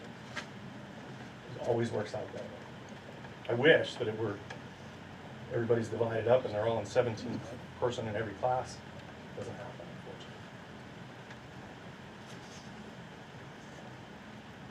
unfortunately. Kim? Maybe we can have Tim sit down. Thanks, Tim. And thanks for the questions. I did warn you that we could just leave the budget. No, just kidding. So Hanover High School. So the structure of these slides are going to be pretty similar to RMS, so hopefully this won't be new. But I did change the color so we're in gray, so you don't get confused between RMS and Hanover High like I did when I was making these slides. So that's why this is all in gray. So with the growing enrollment, Hanover High plans for a $705,000 or a 4.4% increase. Budget to budget, and that is despite a 1.0 FTE decrease, which we'll talk about later. Here is where you can see, where the by function the expenditures are coming from. But perhaps more interesting or more tangibly, if you go to slide 27, these are the significant changes. I won't talk about the salaries and benefits because those are frankly district-wide, those kind of changes. But then we have, we had one additional retiree added, so we add that to our 24,000. We have a regular ed, classroom furniture and educational equipment, kind of upgrading that to a baseline standard and to begin a replacement cycle. We'll talk more about that. Similar in about 3 slides, similar to what we talked about with RMS, kind of in a detailed on what that is. Building improvements. Rebuilding the firebox in our wood chip plant would be roughly $79,000. Building custodial, again, supplies and utilities for those types of heating, electricity, propane, additional $29,000, and transportation, we're electing to reduce some of our athletic, as now that we have an assistant athletic director in the prior budget, trying to reduce some of those transportation costs in addition to the sending school bus. From Heartland is reduced here for $29,000 in savings. So that gets you to a total of $722,000, and so all other changes net out to a decrease of $17,000, and that gets you to that 705 number that we talked about before. Again, no changes in substitute compensation and service. Those that do qualify, like custodial, are not included. So slide 28 gives you the various FTE changes, and Julie, I'm sure, can talk about this a little bit more, but I'll give it the first shot at it. For certified staff, we have a 0.1 special ed therapist increase. We have a 0.2 ESOL based upon known student need, a 0.8 guidance counselor addition, and a decrease of 1.1 in the regular ed teachers. I know that Julie and team really worked to look at class sizes, and we had talked about as a board that maybe some of the class sizes were a little bit smaller than what we were anticipating, which was never planned. It just, the threshold at the initial offering was we wanted 10 class sizes for 10 students in a class size to run a class. And I think you've taken a look at some of those more niche electives that might get first to drop if a student has a conflict. You increase the minimum threshold for that class to run, so it's I think at 15 instead of the 10. You can correct me, but basically that's where some of that. Even though we're having an increase in enrollment, you kind of see that consolidation of regular ed teachers. So that total certified staff is no change. And then for the non-certified staff, regular ed assistants of 0.05 FTE increase, which is the equal offset at the media assistants, and 1 fewer special ed assistant. Gets you your total 1 FTE increase when you add those two numbers together. Decrease. Oh, did I say increase? Decrease. Thanks. So slide 29 is talking about the furniture replacements. If there weren't any other questions on those significant changes, the rest of the slides will essentially be about this furniture replacement plan. Here's all the details, and I would encourage you to look at it on your computer screen probably, but it's various things from office chairs, classroom sets, orchestra chairs, replace a broken dishwasher in the science lab area. You know, we kind of see those types of items, and in total, you know, yeah. So does this mean they weren't on a cycle beforehand? They weren't, no, I mean, it wasn't, no. Really? We haven't had, and also because that was the place that got cut every time. So like for instance, this year for furniture, we have $4,000 in the budget. And so there's not much you can do with that to create a cycle. So I think that was the area that we would go to first to cut. And so things have deteriorated to a point where really they should be on a cycle, and we should keep, we think 20 to 25,000 would be in that line that would allow us, once up to speed, to keep a good cycle going. And you can actually see, so there's pictures on slides 30 and 31 of those either small furnitures that are, you know, if we have larger students, it would be an uncomfortable learning environment, some old whiteboards, and then I've stared at this picture on the left for quite a long time, but there looks to be a hole that's drilled through this science lab table, I think, but don't even really know what happened there. I thought the umbrella goes there. Yeah, is that for the umbrella? You can take it outside. And we'd also talked about in the budget committee that if there is additional funds this year, particularly for the broken items, you know, that we can replace if we had any surplus in this year, just to fix the broken. So then to summarize, the Hanover High School budget proposal offers similar but different benefits, right, to RMS. Our students can kind of find the English language support if they speak other languages. There's a peers tutors program, which actually we didn't really talk about, but kind of having certified teachers to support the peer tutors and having them tutor in an academic resource center. If we didn't do that, there would be kind of EAs continuing who are not certified and perhaps not, you know, fully prepared or compensated to tutor. And also, so again, continuing to receive high quality instruction. This was added, but to keep the 0.4 FTE instructional coach. Again, keep that 1.0 FTE assistant athletic director, as we're kind of changing how some of our sports are run. Make sure we have enough equipment that works and fits our students. Making sure we keep the 0.2 FTE for the equity steward, and then again that 1.0. It's the same 1.0. We're not 2.0 now, but again, just kind of saying that in a district-wide benefit, we can have better maintenance. All right. No questions? This goes back to RMS. Can someone just give me a quick tutorial again on the medical? Because last year, So teachers get to choose between the Vermont system or the New Hampshire That's system? New Hampshire retirement system, not medical. That's only the retirement system, Yes. not the medical. Right. So all New Hampshire teachers here have to go with this school care program, is that what it's Yes. called? Yes. So last year, we had this big increase in medical because of the retirement. And that was that as well as the elections. Remember last year before we Oh, just started? yes, I'm sorry, so, yeah, I'm sorry, I'm getting up to speed with you. So last year's budget had, I don't think we hired as many new folks this year as we did last year, but it may have been close. Last year we had a lot of new folks with turnover, and there were folks who were changing their election levels, From right? families and From whatnot. single to Okay, so they weren't family. choosing which plan. If you're in New Right. Hampshire, you It have to was- take this one. Right, it was Okay. the level, right, of the election, whether it was Okay. single, two-person, or family. You know, people were having babies after COVID and so, you know, and, or their spouses changed jobs, and so they elected to come on to the school district. And some of the new folks coming in had chosen New Hampshire retirement instead of Vermont. New Hampshire retirement it's gone down a little bit, Okay. was 21% of a salary.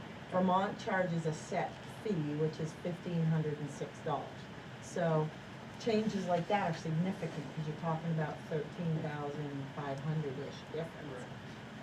So that's what, the dynamic that happened So that was last last year. year. Okay, so this year though, now we have a 13% increase in the school care insurance. In the insurance over a 2-year period, because every year, forever, pretty much, well, since I've been here anyway, it's a trust, right? The insurance companies are trusts.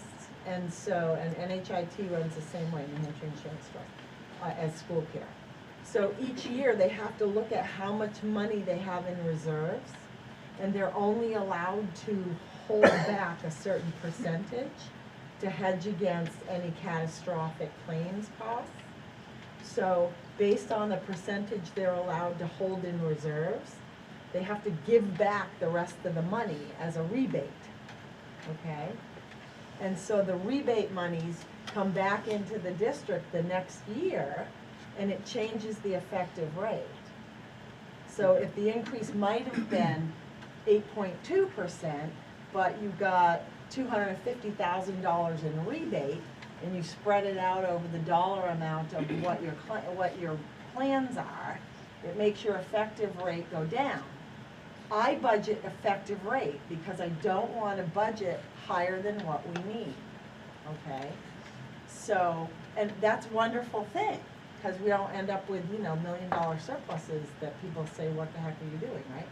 However, when you get a year where the surpluses aren't coming back, which is the year that they're projecting, we're gonna have surplus come back. It's 12 grand for Hanover, which is one single plan, so I didn't change the rate. And it's maybe, I think, 28,000 for Dresden, which is nothing. It's a two-person plan, right? So those might just absorb changes in elections, help, So that's why the effective rate, Garrett, over the 2-year period looks like a 13% increase. So there was no increase last year? There was it came out, I'm not gonna quote it, I'm gonna say there were approximate, because I have so many numbers in my head right now. Yeah. I think it was like right around 9, it was under 9, I thought but it was 8. it was like 8.6. I wanna say it's 8, Yeah, and so it dropped to 2.2 with the refund.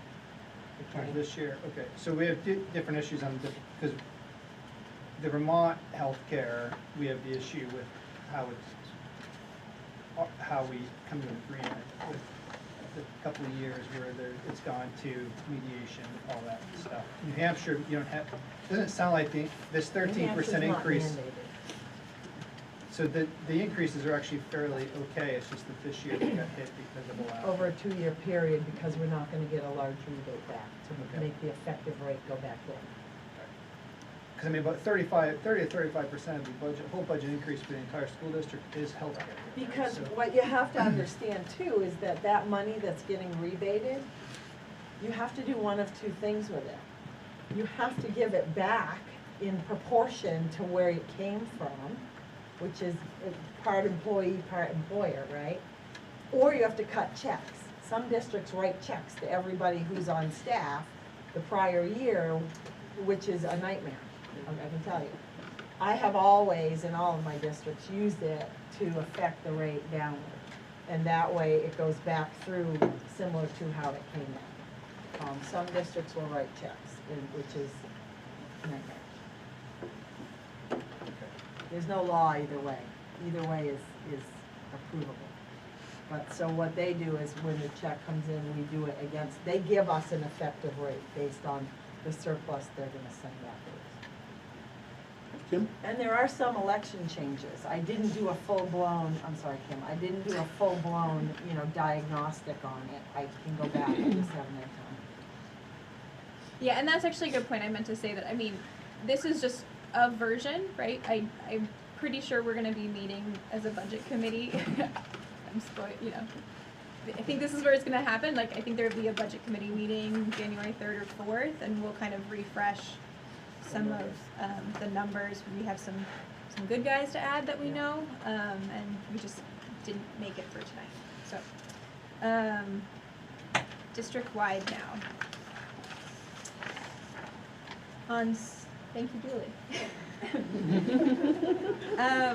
On slide 34, here are, it's a much smaller, because this is just really what's shared across the two schools.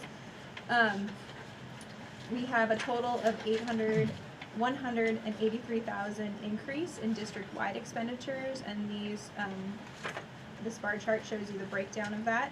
There's really two main items in a district-wide budget, and it's the second one here is school board and superintendent services. This is where the SAU 70 assessment, that Dresden share of it, gets added.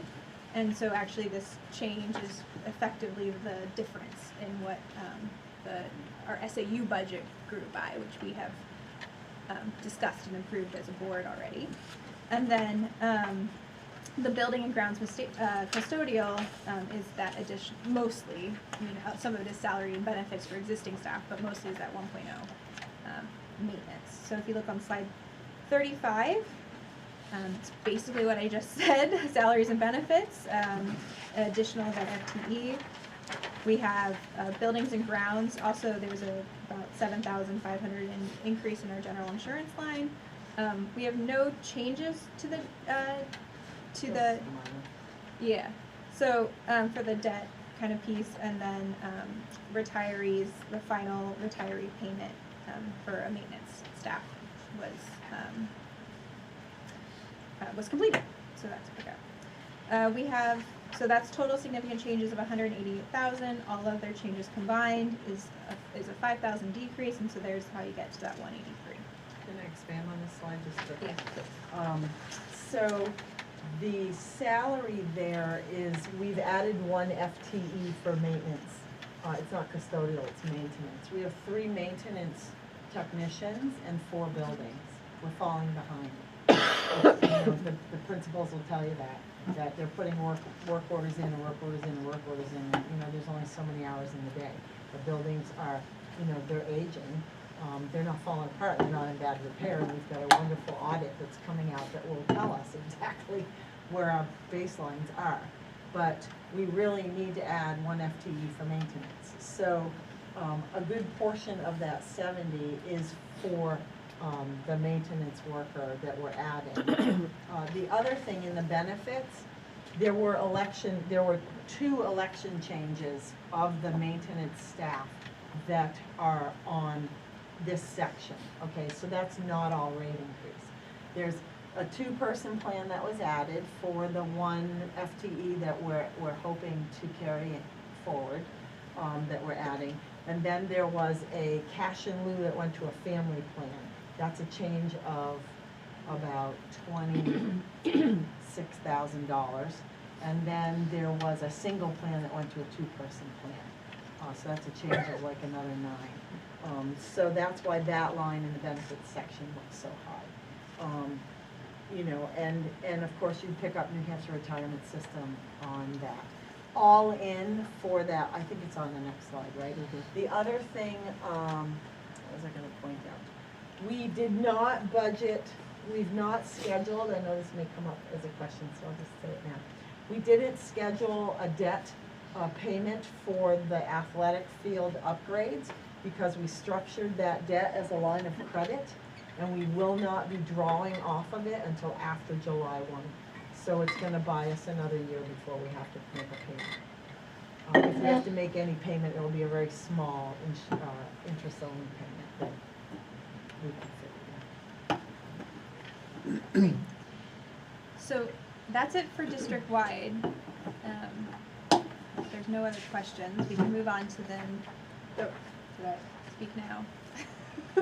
Okay, so net assessment, right? So now we talked, up until this point, we really only talked about expenditures. And now with the net assessment, we'll have to look at revenues and then figure out what the final net assessment, which is mostly what our taxpayers would pay in property taxes and other forms. So if you look at slide 37, you've seen this slide before, but just to recap where we are on the expenditure side, we have that 1.3 million expenditure increase. So then moving to slide 38, this is net assessment. So this is FY23 net assessment actual on the left, and then going to FY24 net assessment budget. Again, it's actual versus a budget. I just more this is for FYI, right? Revenues aren't finalized until October, and so just so when we try to think of what our actual to budget, say, tax rate increases are and whatnot, we usually look at the actual net assessment lines if revenues have changed at all.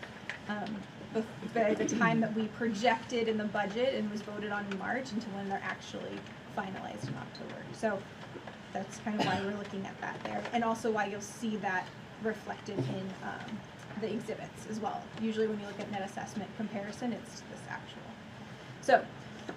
So Dresden expenditures is at 1.3 million, and then our revenue is actually going up. So we are seeing a net increase in Dresden revenue, which means taxpayers will have to pay less.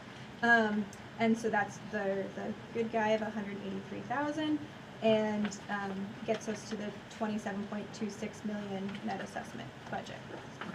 So it's a 1.2 million increase altogether for the net assessment. On slide 39, this is the breakdown of the revenue and where are we getting more revenue, and it's actually from our tuition students. So we're seeing in total a pickup of 399,000 in Dresden tuition as we're getting those more tuition students, but it is offset by the lower estimate of our prior year surplus. So this is where it kind of gets a little confusing, but it's the change of our surpluses from one year to the next. So that's where the difference is. Like 2 years ago, we had a higher surplus than what we're expecting for this year right now. In our meeting in January 3rd or 4th or so, we'll probably be looking to update that number, just to make sure it's not too conservative, and just to make sure that we have a good number there now that we're getting more through the year than we did in November. So that's where we get that total change of 183,000 additional revenue compared to last year. Did you want to say anything? The only thing I would say there is that if you go through the exhibits and you look at the tuition exhibit and the revenue projected exhibits, I have trued up, as Kim mentioned, the tuition for the current year we're in, okay? Because we don't set revenues until October. We knew this year we were off on tuition students for the high school. So we adjusted that revenue to actual. So that's why we're now projecting an increase in that line.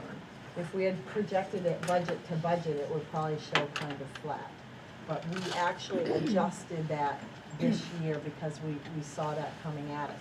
We didn't do that the prior year. And this year was a little bit tenuous running out through the end of the fiscal year.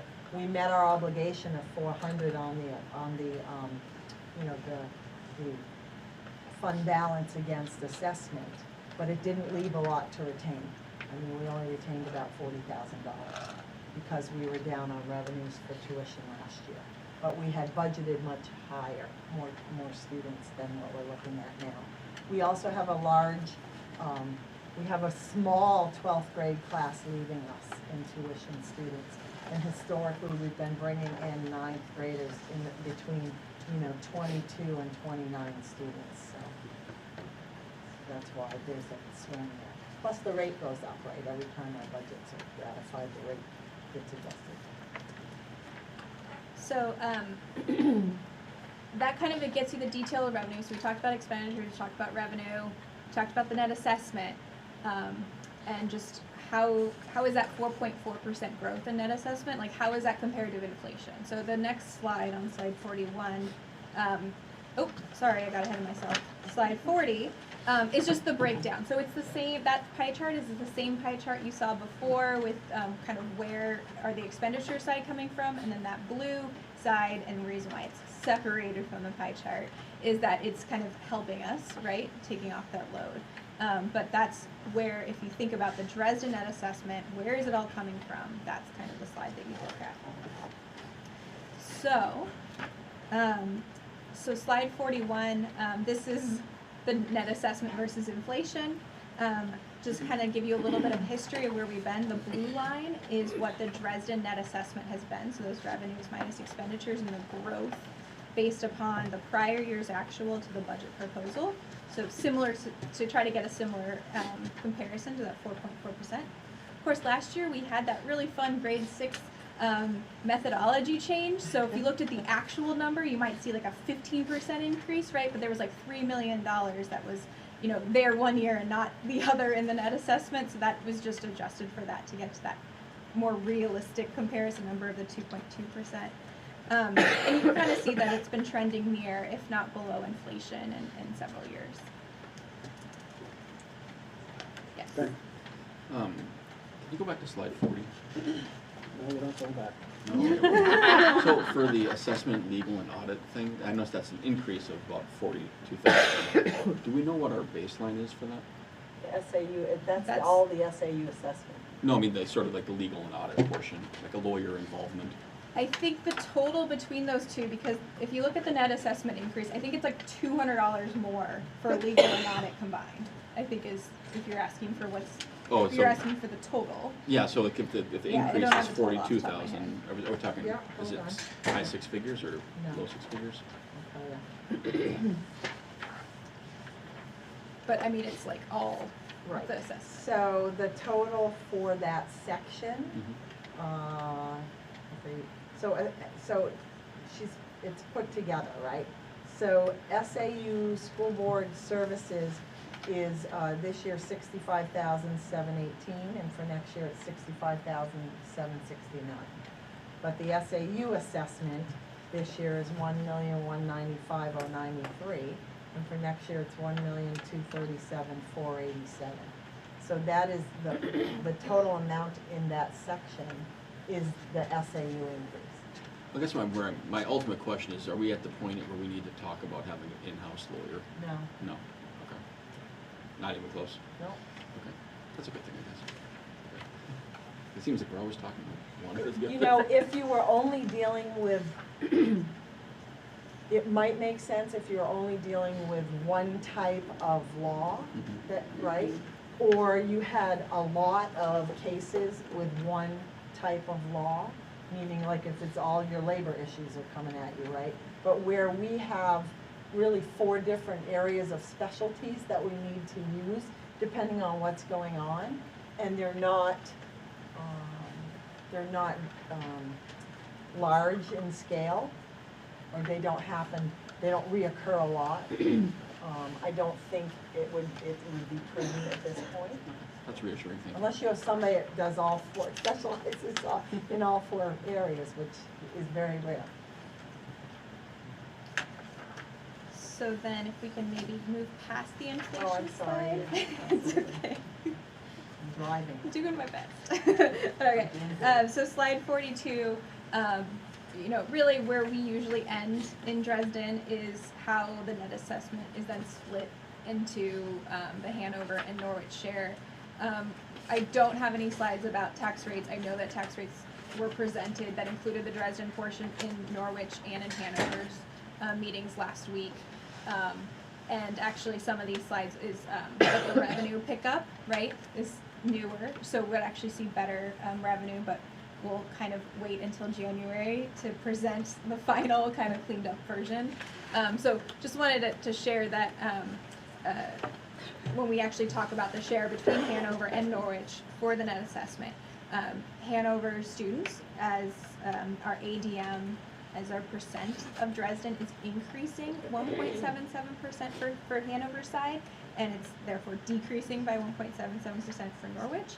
And if you multiply those percentages, or 69% and that 30%, and then you do some state and debt adjustment, so it's not a perfect math number, but after you do that, you see the increase to the Hanover share as being 7.22%, and the Norwich actually declining by 1.49% compared to actual last year. Which was confusing because it's compared to actual. I know it confused some folks at Norwich because we adjusted the revenues, right, the assessments. Right, but it's a better indication for what a tax, well, at least on the Hanover side is what, you know, for what a tax rate field might look like. Absolutely. Okay, so Next one. okay, so again, then we kind of talk about our results, and there's a lot of different ways we can think about, you know, the success of our schools, our students particularly, and here's kind of a slide. This is the most recent data that I could find, and this was for FY21, the cost per pupil versus math and English proficiency. And if you look at Dresden district for New Hampshire school districts, I presented similar slides in Hanover, so if these slides look familiar but somewhat different, I just, instead of picking each school, so we talked about Hanover, you know, like the high school, the elementary school, you know, that kind of thing, I just made one slide and said the school districts across the board, just to, I felt like I had too many slides, so so here's where we're consolidating. And you can see where the Dresden call out is. It's labeled and it's right next to its friendly neighbor, the Hanover School District, right? I mean, similar kids. So essentially what this says is on the X chart, it's higher proficiency scores for math and English, as you can kind of continue to the right. And then higher cost, average cost per pupil is if you kind of keep going up on the y-axis. So we wanted to call out, because it was requested at the Hanover meeting, to kind of put a little bit more detail in this slide. So if you see on the kind of bottom chart, those are all the orange sections, those orange dots for the most part where it's shaded. Those are all public charter schools. And it kind of the question was asked at the meeting, well, what is that orange dot at the bottom that has really better proficiency rates than Dresden, but is offering a much lower average cost per pupil? And so I did a little research, and this is the charter school. It's a grade 6 through 12. It has an enrollment of 550 students. And I mean, there's a lot of differences. I mean, it's a charter school for once. But the other is, you know, their athletics program, they don't have high school sports.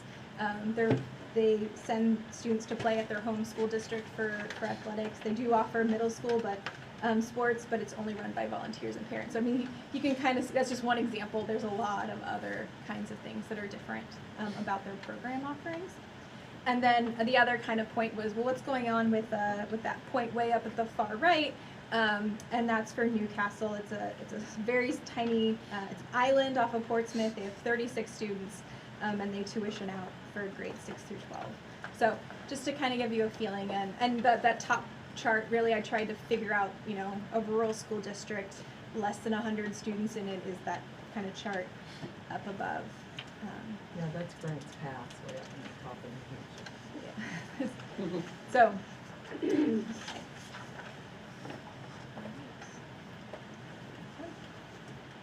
So, the budget, you know, and we talked about this at the board. So our board guidelines was a 3% growth, and we're at 4.5% for a budget, 4.4% increase on the net assessment. You know, and questions, you know, are asked, well, can we go back to the 3%? And I think I wanted to be clear that what you heard presented was what, you know, administration is presenting and feeling like this is what's best for our students. But, you know, if we do want to go back to something less than what is currently presented, where would that come from? I mean, we really have two options to kind of decrease the effect of our budget expenditures, aside from getting more tuition students, for instance. But and that even really doesn't affect budget expenditures, that's just revenue. But one, we can kind of monitor our current year spending, and if we kind of adjust our surplus and kind of see what's going on there, we're going to do that for the January 3rd meeting. Maybe we see a pickup there. Maybe we were too conservative with what our forecast was back in November.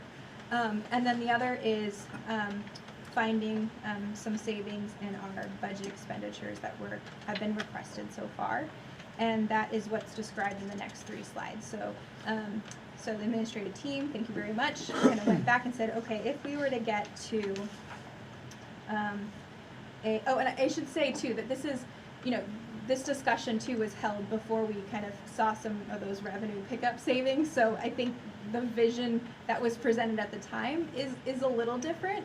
You know, we're still, you know, at a 4.5% budget expenditure, but I just wanted to clarify that at the November 21st meeting too, information was known a little bit different. But we said we would do this too, so I just want to make sure we are following through. So, so at RMS, if RMS were to get to a 3.75% expenditure increase, this is the following areas that they would reduce from their budget currently: eliminate an instructional coach, field trips, which I would note is even more than what they added for the immersion trips. That would kind of be cutting into existing field trip budgets.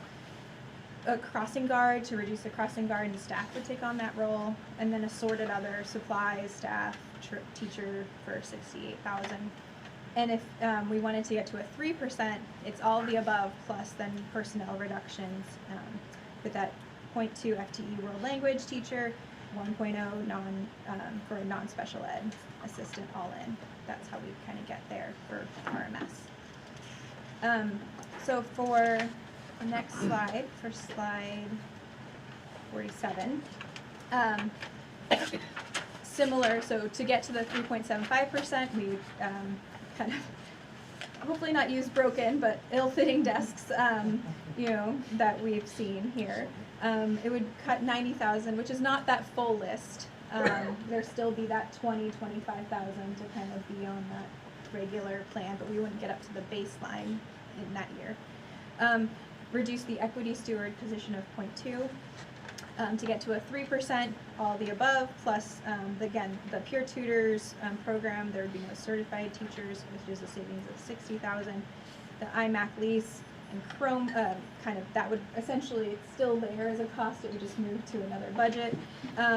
Chromebooks, students bring own devices would be the alternative to this budget, which we're facing some equity issues, and there's also device shortages during SATs.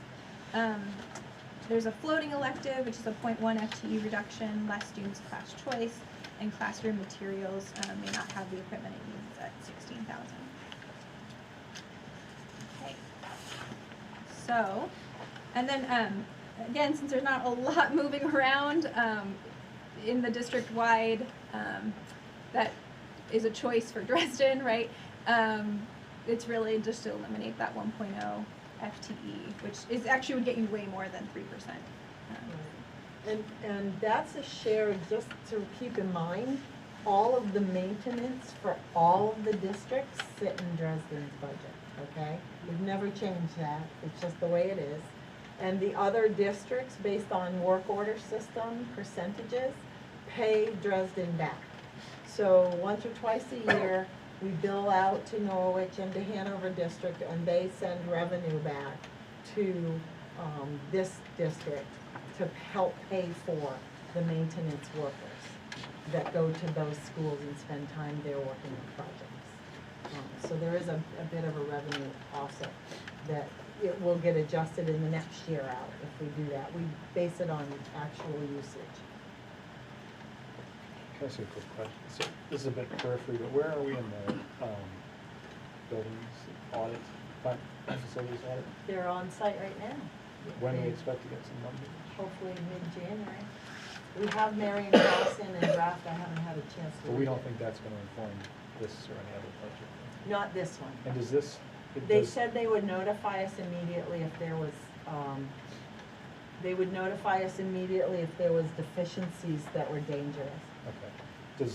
And remind me, does the audit include things like this furniture, classroom furniture? I don't remember, I don't think so, I think it's building systems, although they're looking at classroom sizes and, best use, Space use, yeah. space use, I don't I honestly don't remember, I can look into that. I have to look at the RFP. Yeah, part of the question too is, you know, if the other schools are They'd probably make it meeting- higher. Yeah, and if the other schools are needed, is there reason Well, to look at more of a? So larger Hanover purchasing cost? School District has a rotation every single year, it's in the budget for classroom furniture. I think they budget $7,000 or $8,000 every single year, and it's on a rotation that they replace furniture. Richmond Middle School, I think has money in there, although you've got, I mean, it's, yeah, I'm not positive. We did a lot of purchasing through COVID. We replaced a ton of stuff during COVID. Right. So that's So- where most of ours are. Yeah, the COVID monies that we got in from the state, the $3 per student head, right, it wasn't the grant money, it was the state grants that came in.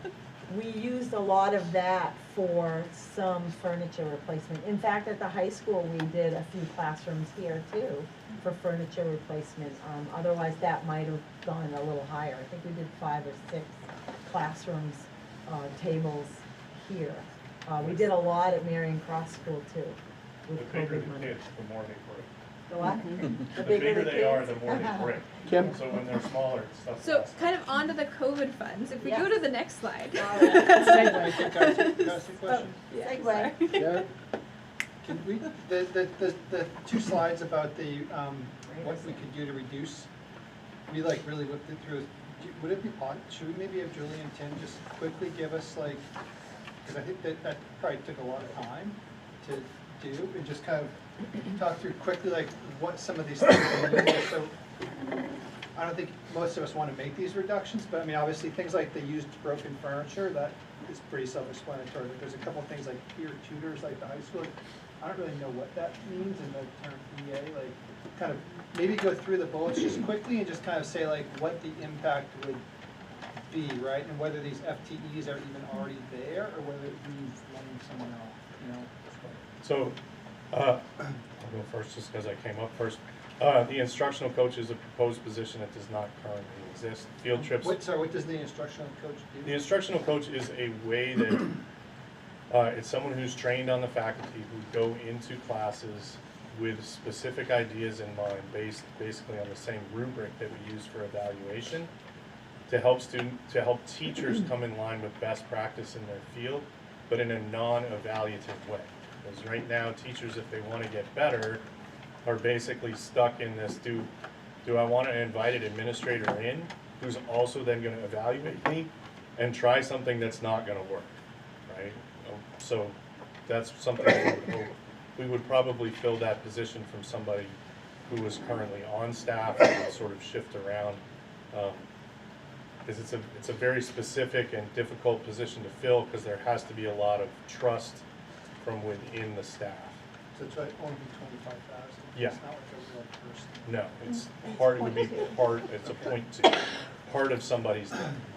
Field trips, again, we would reduce, and we would to be perfectly honest, we would try to continue to do field trips. We would just lean more on either fundraising or doing something else that a lot of other districts do if we do field trips, and do things that, again, were more local. The crossing guard, just because of the way it's worked out, it's not a huge savings. It's something I'm doing all this week, did most of last week. It's something that we could absorb, but obviously it takes resources away from the thing. It's not a huge thing. Reduce supplies, staff development, travel.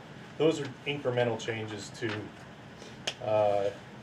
reducing by $500,000, something like that, in terms of what books are we going to buy? Can we make use with something else? Can we find used books? Janice is a really does a really good job of finding things that are more budgetarily responsible, and we just write that in. And then to try to get to the 3%, right now we would basically combine, we have Spanish classes that are smaller because they're better for introductory level Spanish classes, and we would probably combine those classes. They'd be a little bit bigger. They give us a little less flexibility in terms of schedule, but we could reduce 0.2 of a world language teacher. And then we have non-special ed educational assistants. We have a couple in the building who have specific roles, whether they be people who work in study hall with study skills. We have somebody right now who is specific, wildly overqualified person to help out in math classes, who is a former certified math teacher who decided to let their certification lapse, and basically goes in and is a specific, math-specific help for our students, who also does 1 day a week of after-school tutoring as part of that position. So, and we also have somebody who is also on the tech side, who helps out with our tech department. All of those things are, in terms of bang for your buck, are really great. But if we had to try to figure out a way to reduce some of the money, that's probably where it would come from. We can't reduce special ed any more than we have. I don't want to, it's almost impossible to take away a full-time staff member to being part-time and not have it affect things either that we've just added, like the art teacher, or academics. So that's where it would be. So the non-special ed FTE person, that one, that's just someone that's there that would. Yes. Would have to, Yeah. whereas the point two would just be consolidated. Yeah, 0.2 would be consolidated. All right, cool, thank you. Can I ask about? And that's assuming too, yes. Trying to think, yes, okay.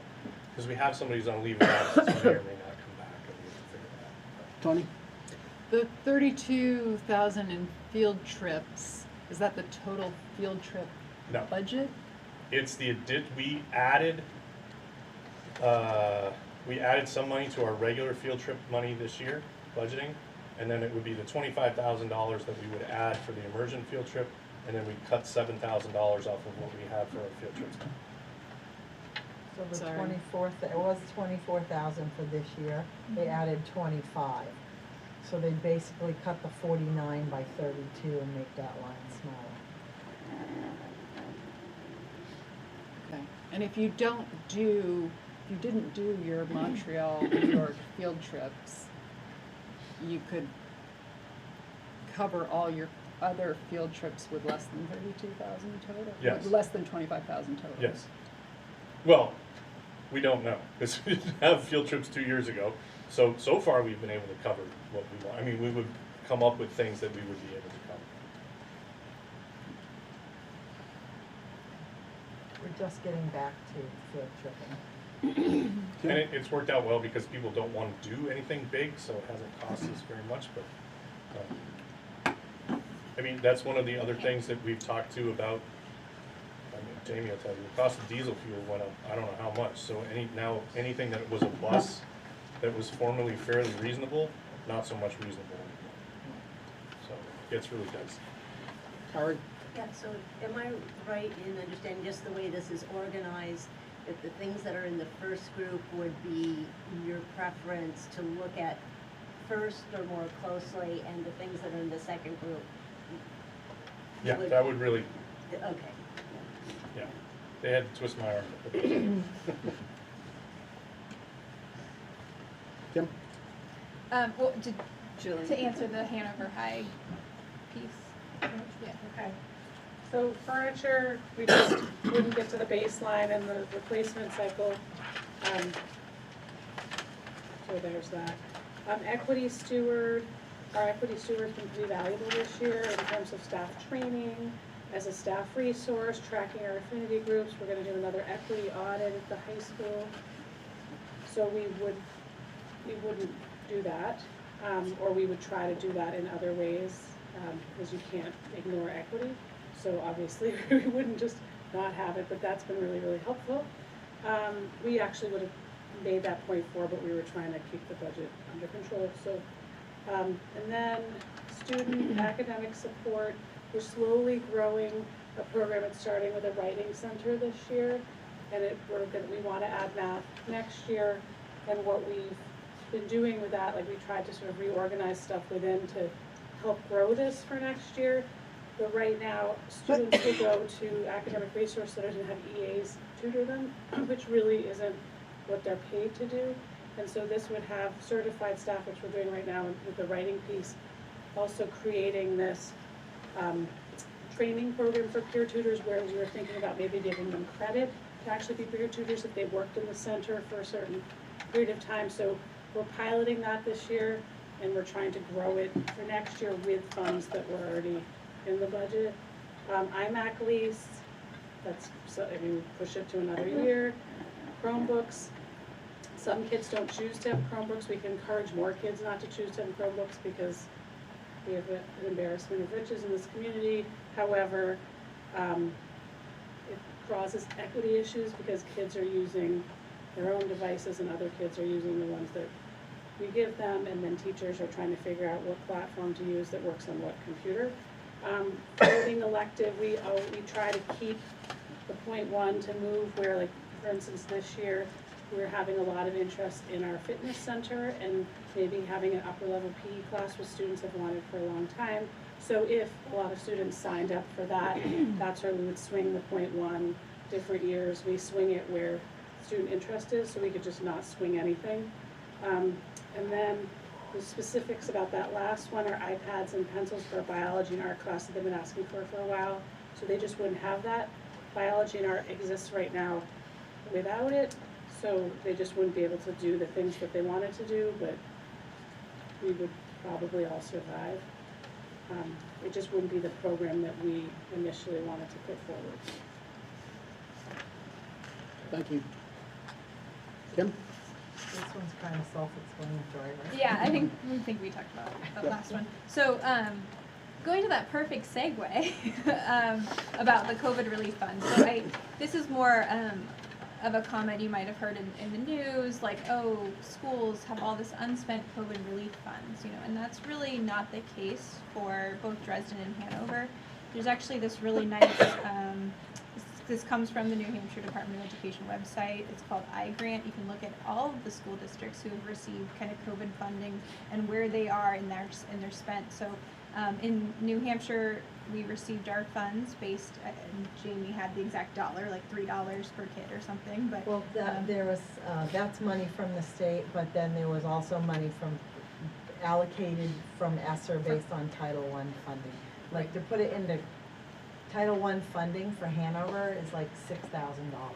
Okay, most districts get like 300, 400, 500,000, $1 million. They don't get a lot. Right. So this actually, so you can see all of our relief funds are in that dark gray top left. We for both Hanover and Dresden, both school districts, we received $281,000 combined, and you can kind of see where it was purchased in those kind of bottom right corner. It's mostly technology purchases, but if you can kind of compare it to other school districts who have different student demographics, we have Lebanon received $3.7 million in COVID funds, and Claremont received over $10 million. So some school districts you might hear are building career and tech centers with their COVID funds, and that's just not going to be a case for us. So slide 50 is really our last slide for the budget. We made it to slide 50. And so we wanted to look ahead, right? So as we're thinking about kind of approving this year's budget, it always helps to know what's going to happen in the future.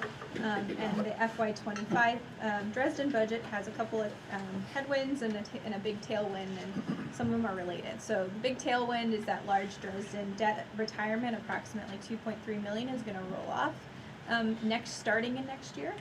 However, the headwinds, and actually the first three, are linked to that roll-off. So as we don't have the debt anymore, the agreement with the town of Hanover, which was paying Dresden $100,000 a year in revenue, will not occur anymore. So just think of this as a net change, right? Under our current tuition formula, the tuition costs for student from sending districts will be reduced by the share of the debt retirement because they kind of share in those capital costs currently.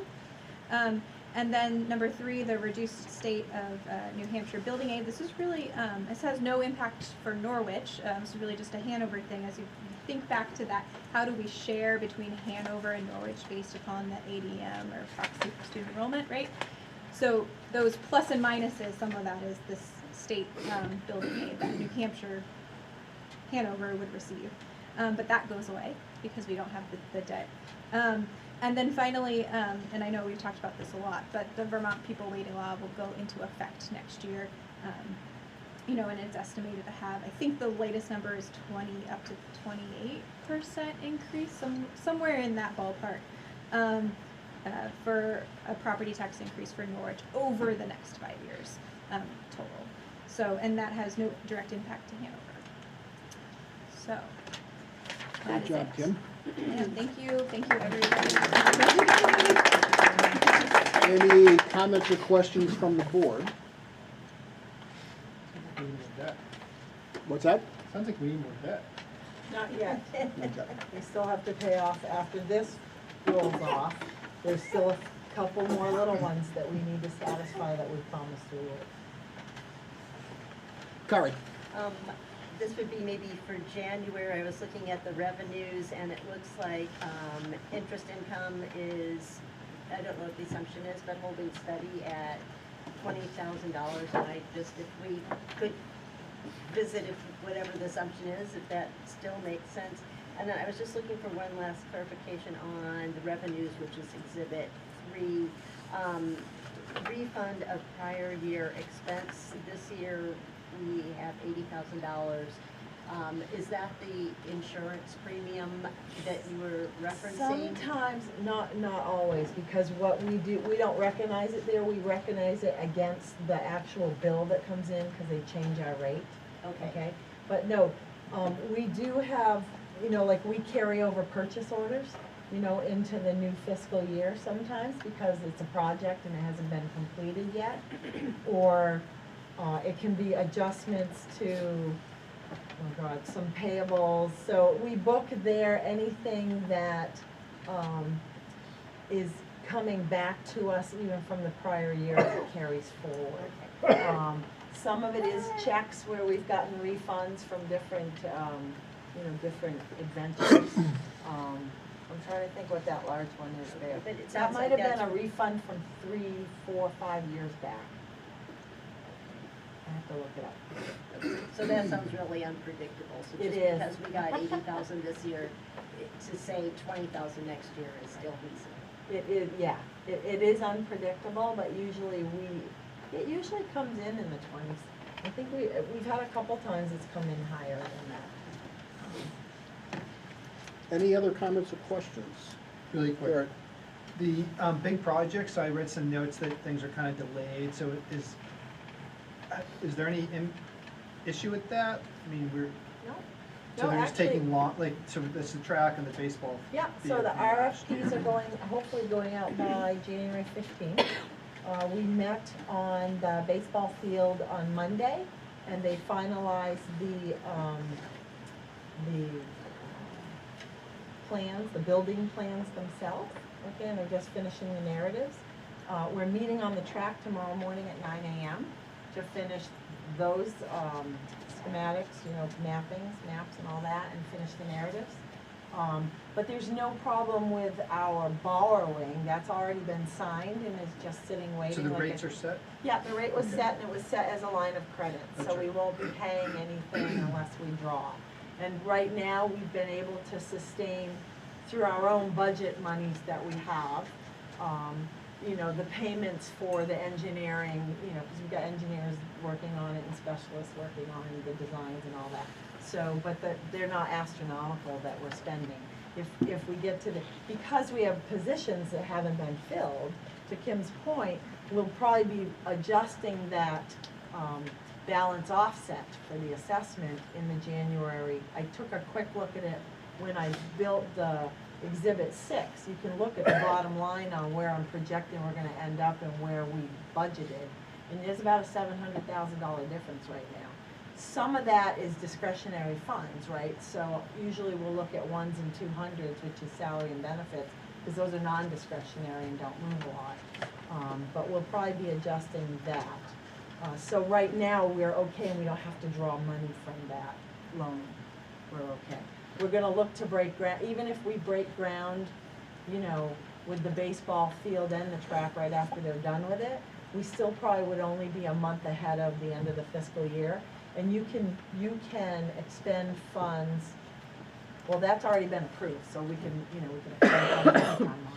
But, you know, we don't have to draw it until we absolutely need to. There is a bit of a not a good word that people like to hear in budgeting, but there's a bit of a float, right? Because our bills are cyclical, right? And people, you know, teachers choose to be paid in different manners, so we're kind of sitting on their monies until they get to July and they want a lump sum payment, right? So it gives you a little bit of, you know, carry forward or a little bit of cushion, if you will, right? Because we're not sitting on a lot of retainage. Any other, Neil?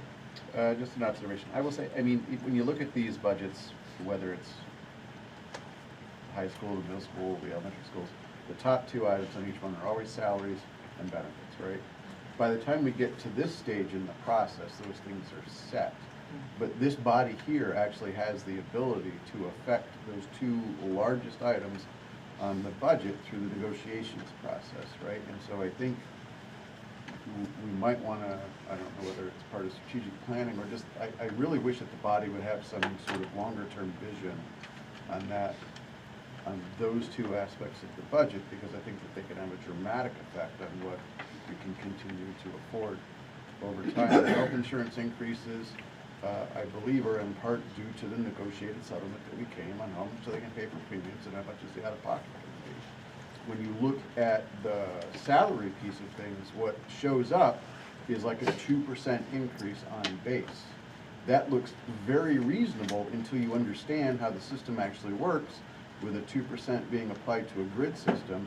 For those teachers that are not on the top step, we're looking at somewhere between like a 5 and a 7, maybe even an 8% increase for folks. So, like I said, not something that this body can do anything now, but the next time that we sit down at the table, I think we need to be thinking about stuff like this. Garrett?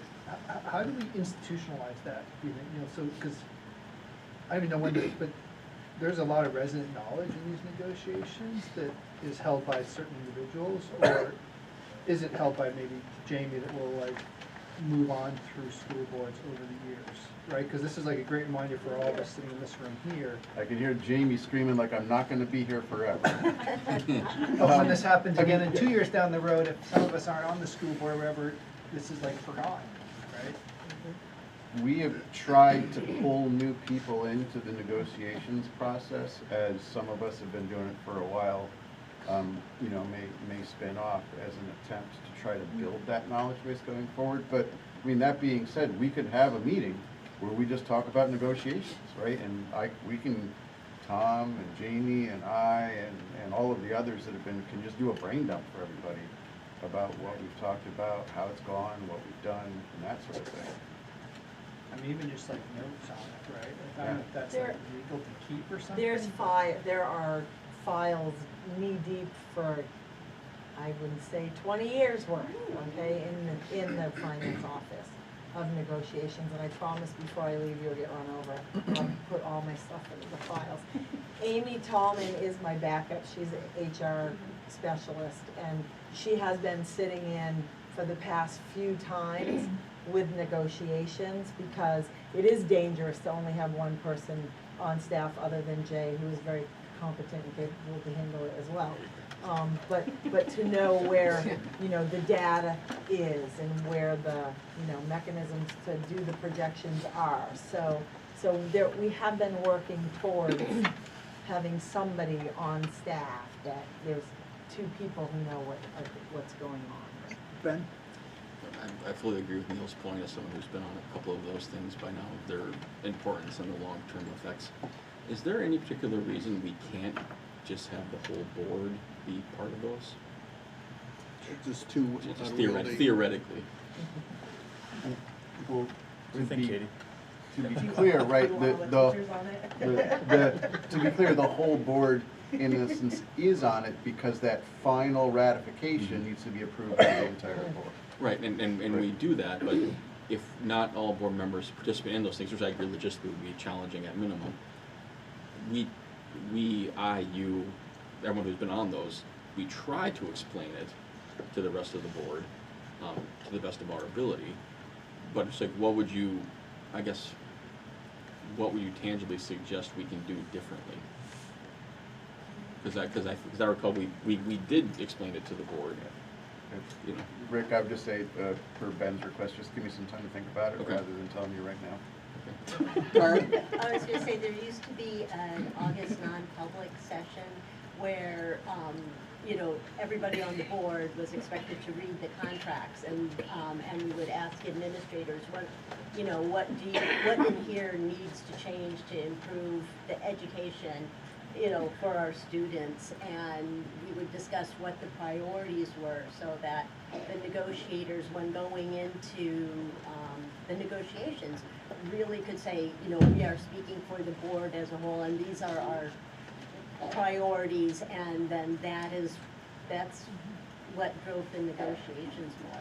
We never were able to make progress on the steps that, you know, that Neil was talking about, but I mean, one of the things that the finance committee talked about this past fall that you need to keep, or a year ago last fall, was you need to keep an eye on what percentage of your staff is on the steps.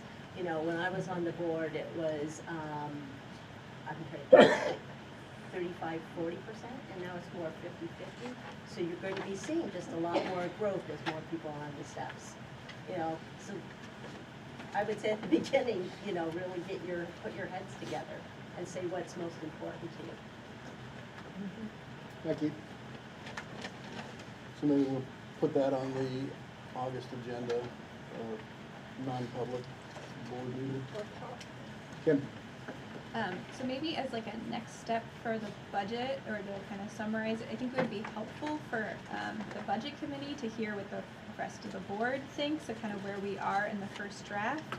Like, do you think this is something, I mean, I think as a baseline, we're gonna do the cleanup things, like the check what the, you know, surplus is and whatnot, and so I think we'll have some updated numbers for the budget committee, but I think just kind of getting a sense for whether we want to explore some of those budget expenditure reductions that we talked about or not.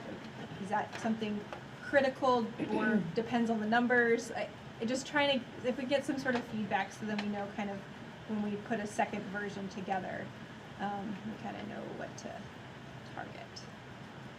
So if you're fine with the budget as presented, then you don't have to speak up, so just if anyone has a recommendation on reductions or changes, please let us know.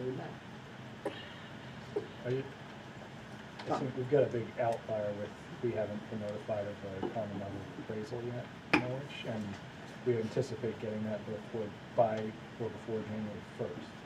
So at that point, we'll have a better handle on the increase that we would have, which I think would affect my thinking about the budget as it stands. We'll pass that along as soon as we get it. It's supposed to be mailed to Jamie, me, and I guess Cheryl, the clerk. We'll have it within the next week. Tony? Did the finance committee have any feedback on the budget? I missed the last meeting, so. Yeah, and to be fair, we presented the Hanover slides in more detail than the Dresden slides, just because we hadn't gotten. Yeah, so we really haven't, as a group, not really discussed this. I guess just to be cognizant that the Hanover increase for various reasons, including where people split, and then the lack of New Hampshire. Last year was kind of a windfall, so it's a major step up. So just to be sensitive to that. But I don't think we have any concrete proposals at this point. Thank you. Just on that, as a pickup for the Hanover, this only applies to Hanover, right? So this is the Hanover tax rate. We reached out to Norm at the assessor office, we had, we're a little bit maybe too conservative in our net asset valuation to try to figure out, so we were assuming an 8 million, which is like a long-term run rate. He thinks a 14 million increase would be a better number to use, and actually it could increase 30 to 40 million on top of that if Dartmouth builds those college dorms on Line Road. So all of that would help bring down the tax rate for Hanover, and we'll present that at the version 2 meeting, but I just got that information today, and so just wanted to share that. And then perhaps maybe I can give my opinion on kind of where we are. I mean, I think, you know, when we were looking at, in previous versions, right, our revenue was going down, and so it looked like a little bit of a different situation. Not that it's everything's all solved necessarily, but I think just as I'm processing, you know, where inflation is at 6.9%, our net assessments at 4.4%, our staff's at 4.5%. We have these kind of uncontrollable costs, which I hear can be controllable, but at this point, our contracts are what they are. You know, I personally would not be interested in entertaining a lot of these, if any, frankly, from the budget expenditure reductions. I think we can see some, you know, other things that would help us in our favor and get to a reasonable level given where we are with kind of everything. And that, you know, I think where I have a question, right, is, you know, if we don't touch Dresden, but we do in Hanover, or we don't in Hanover, you know, that's just from my own sitting on those both boards, but I don't see that this is a budget that is too unreasonable as is. I think there's things that we are doing differently, yes, but I think that, you know, it seems like we're heading in a good direction for the performance of our students. So that's kind of where so I'm kind of hoping to not go down those slides, but we wanted to present them as is. I can explain that 3% was, you know, created based on a quick model, which has all sorts of things that are not true, but like best things that we knew at the time, right? And like we didn't have a 13% healthcare increase. I think we projected an 8. That was where that 8 number came from. It was 5, by the way, the year before. I looked that up. And so that's my personal view. If I also want to be, you know, a little bit nitty and increase it a little bit, I would encourage us to look at sub-pay. I think we, across the district, have been using EAs as subs, and a lot, and because of some of our inability. It's kind of a waterfall, right? So teachers are acting as EAs, and, you know, just that kind of stress on our system. And while we can continue to operate that, because we have, I don't know if necessarily we should, and that's not what we have prior approved and budgeted as being the appropriate levels. The only difference is that the labor market is hard to find staff. And so I don't think that our values have necessarily changed on that. We just have a hard time hiring, and if it's a lack of subs is the answer. I'm not exactly sure what the answer is, right? But if it's a lack of subs is the answer, and we're not touching sub-pay for 2 years, you know, I would just encourage us to maybe take another look at that personally. So. Thank you, Kim. Any other comments, questions? Moving on to warrants. Is this? I can pick it. So I don't think we need the, you know, the very standard language. I think we can just quickly go through those, and then this new potential additional warrant. Yeah, I'm not going to put a lot of worry into that. It was put out, I haven't even included it in here. It was put out by the auditing staff in the governance letter. I can tell you, I know they're wrong about Dresden, because Dresden is an interstate school district, and Vermont does not recognize all of those different grant funds when they put out their warning articles. So for Dresden, Can we be like just a little clearer? So I actually don't think we'll be looking at this slide. Can you go to the last slide? One, yeah, just so we can understand what we're talking about. So the budget committee, you know, we had noted in prior audits. If you go to it's the last slide. I know, I'm trying to get there. Yeah. That in our audits, the kind of a comment of saying that we need to ask voters, according to this GASB, statement number 34, that we should be asking voters to vote on all of our funds, including, so we have grant funds. Yes, which actually I forgot to mention in the regular budget that I believe the instructional coach would be a Title II grant. We had talked about that at the Yes. budget committee meeting, would be a Title II grant funded position, just FYI. But so all of those, so there are grants, March Intensive Fund, right? Or Well, that food is- services, what I meant to say. So March Intensive is,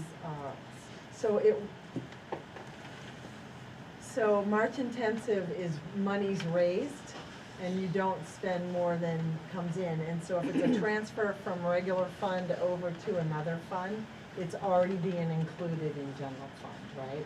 So it's basically grant funds would need to be recognized, food service funds would need to be recognized, any other special revenue funds.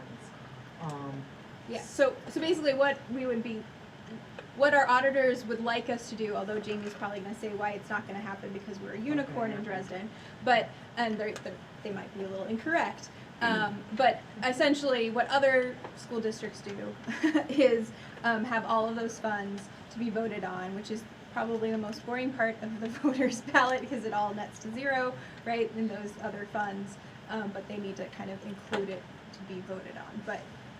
Right, so what it does is it jacks up your warrant article by the total amount of those other funds. So if our general fund budget is $31 million and you have $1.5 million in other funds, the public would then be asked to vote on, 30, whatever the whole total is, right? So to make that change, when they suggested it, I said, well, I don't like that, because it's gonna screw up all the other historical knowledge that they've ever done here. And I spoke to Kari about it, and Kari said, there's never been done here, ever.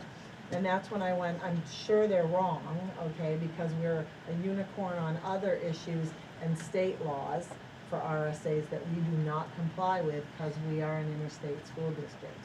And at one point, they had even pushed that all the way to Hanover School District. Hanover School District does not comply with all the RSAs that the rest of the state does. So I had said to them, if I find out that they're right and we had to do it, that I would rather put them out on separate warrant articles, so it did not confuse the issue of what the numbers are, for general fund budgeting. Again, I'll say it here, and I think I said it at the other meeting, there is no penalty for not doing this recommendation. We did not get written up. It didn't affect the audit. The audit was fine. So again, I think they're wrong. I need to get a minute to contact the state of New Hampshire to confirm my suspicions that the auditor just doesn't know. It would just be nice to not have a I note know. appearing in next year's audit, so I think that's kind of the point of that. Well, it's not in the audit itself, it's just in the governance letter to the school board. So, so that's what we discussed from the budget committee, and then Jamie can talk about the original one. They're very, to Rick's point, they're all very standard, there's no changes, I don't think we have to spend a ton of time. There's only one additional article that's not standard, and that's your service staff union agreement. I canceled the meeting today, I'm sorry, because we had to deal with insurance for non-union, because we're a married group. And so we figured out non-union this afternoon, we're gonna be running some stuff in order to do that. And we will be with my great team here, Lily and Antonia and Kim and Kelly's online, right? We will be setting a meeting for either the 3rd, 5th, or 6th. And I'm sure, we're very close, we were just waiting for the insurance estimate numbers to come in. It took them a while to get them into us. So and that historically, that's a very small census, by the way. I mean, we're talking 2 employees in Hanover out of 5 potential, so, that are actually hired. And over here, we have 6 open positions for custodians, and I think Richmond Middle School has 5 on staff. High school here has, I think, 4 filled or 5 filled. So it's a small census. It won't go above I can't say that, but the number shown there, it won't go over 100,000, okay? It won't go into that digits, those digits. So does anyone have any comments, concerns about the warrants as presented? So we're just gonna wait on this, Those are drafts. that one until you get the word, okay. Any comments, questions? Thank you. Thank you all. Thanks, guys. Okay, moving on to business requiring action. Does someone want to make a consent motion? Deb? Don't do that. I saw your hand moving. You did not. Okay. Move to approve items B and C by consent. I have a second? Ben? Kelly's no longer with us. So we can. She's gone? They're There's a on the tragedy. table somewhere, there's two of them. So we can do I'll say it, we you can and just show where it is. Dresden. Yeah, Neil? Oh, Okay. okay, since Kelly's no longer online, we can just do, show of hands, or all in favor, say aye. All right. Neil's Any- got it. Any opposed? Any abstentions? Passes universally. Report of the chair. I don't have anything to report. I wish everyone a very happy holidays. Everyone stay safe. We are in the midst, I'll talk about my one committee report. We are doing the tuition, or we've had 2 meetings, and I think we're gonna have another one in January. It's not a time critical committee, but we're hoping to have everything wrapped up by the March timeframe. Anyone else have any committee reports? Deb? Just really brief, I'm on CPP and the main thing, and also going to council meetings, and you've heard what's going on everywhere. But I just want to take a moment to say that we are so fortunate to have Julie Stevenson as our principal. She is exceptional in all the meetings that I attend, and it's not easy. I know that. So I just want to say thank you.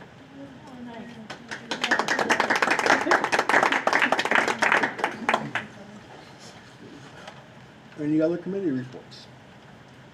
Moving on to Jay. All right, well, speaking of Julie, since our last meeting, Julie and Bill Murphy and I attended the New Hampshire DOE's Celebration of Leadership and Education. It's their annual, really the main purpose of that evening is to recognize the Teacher of the Year.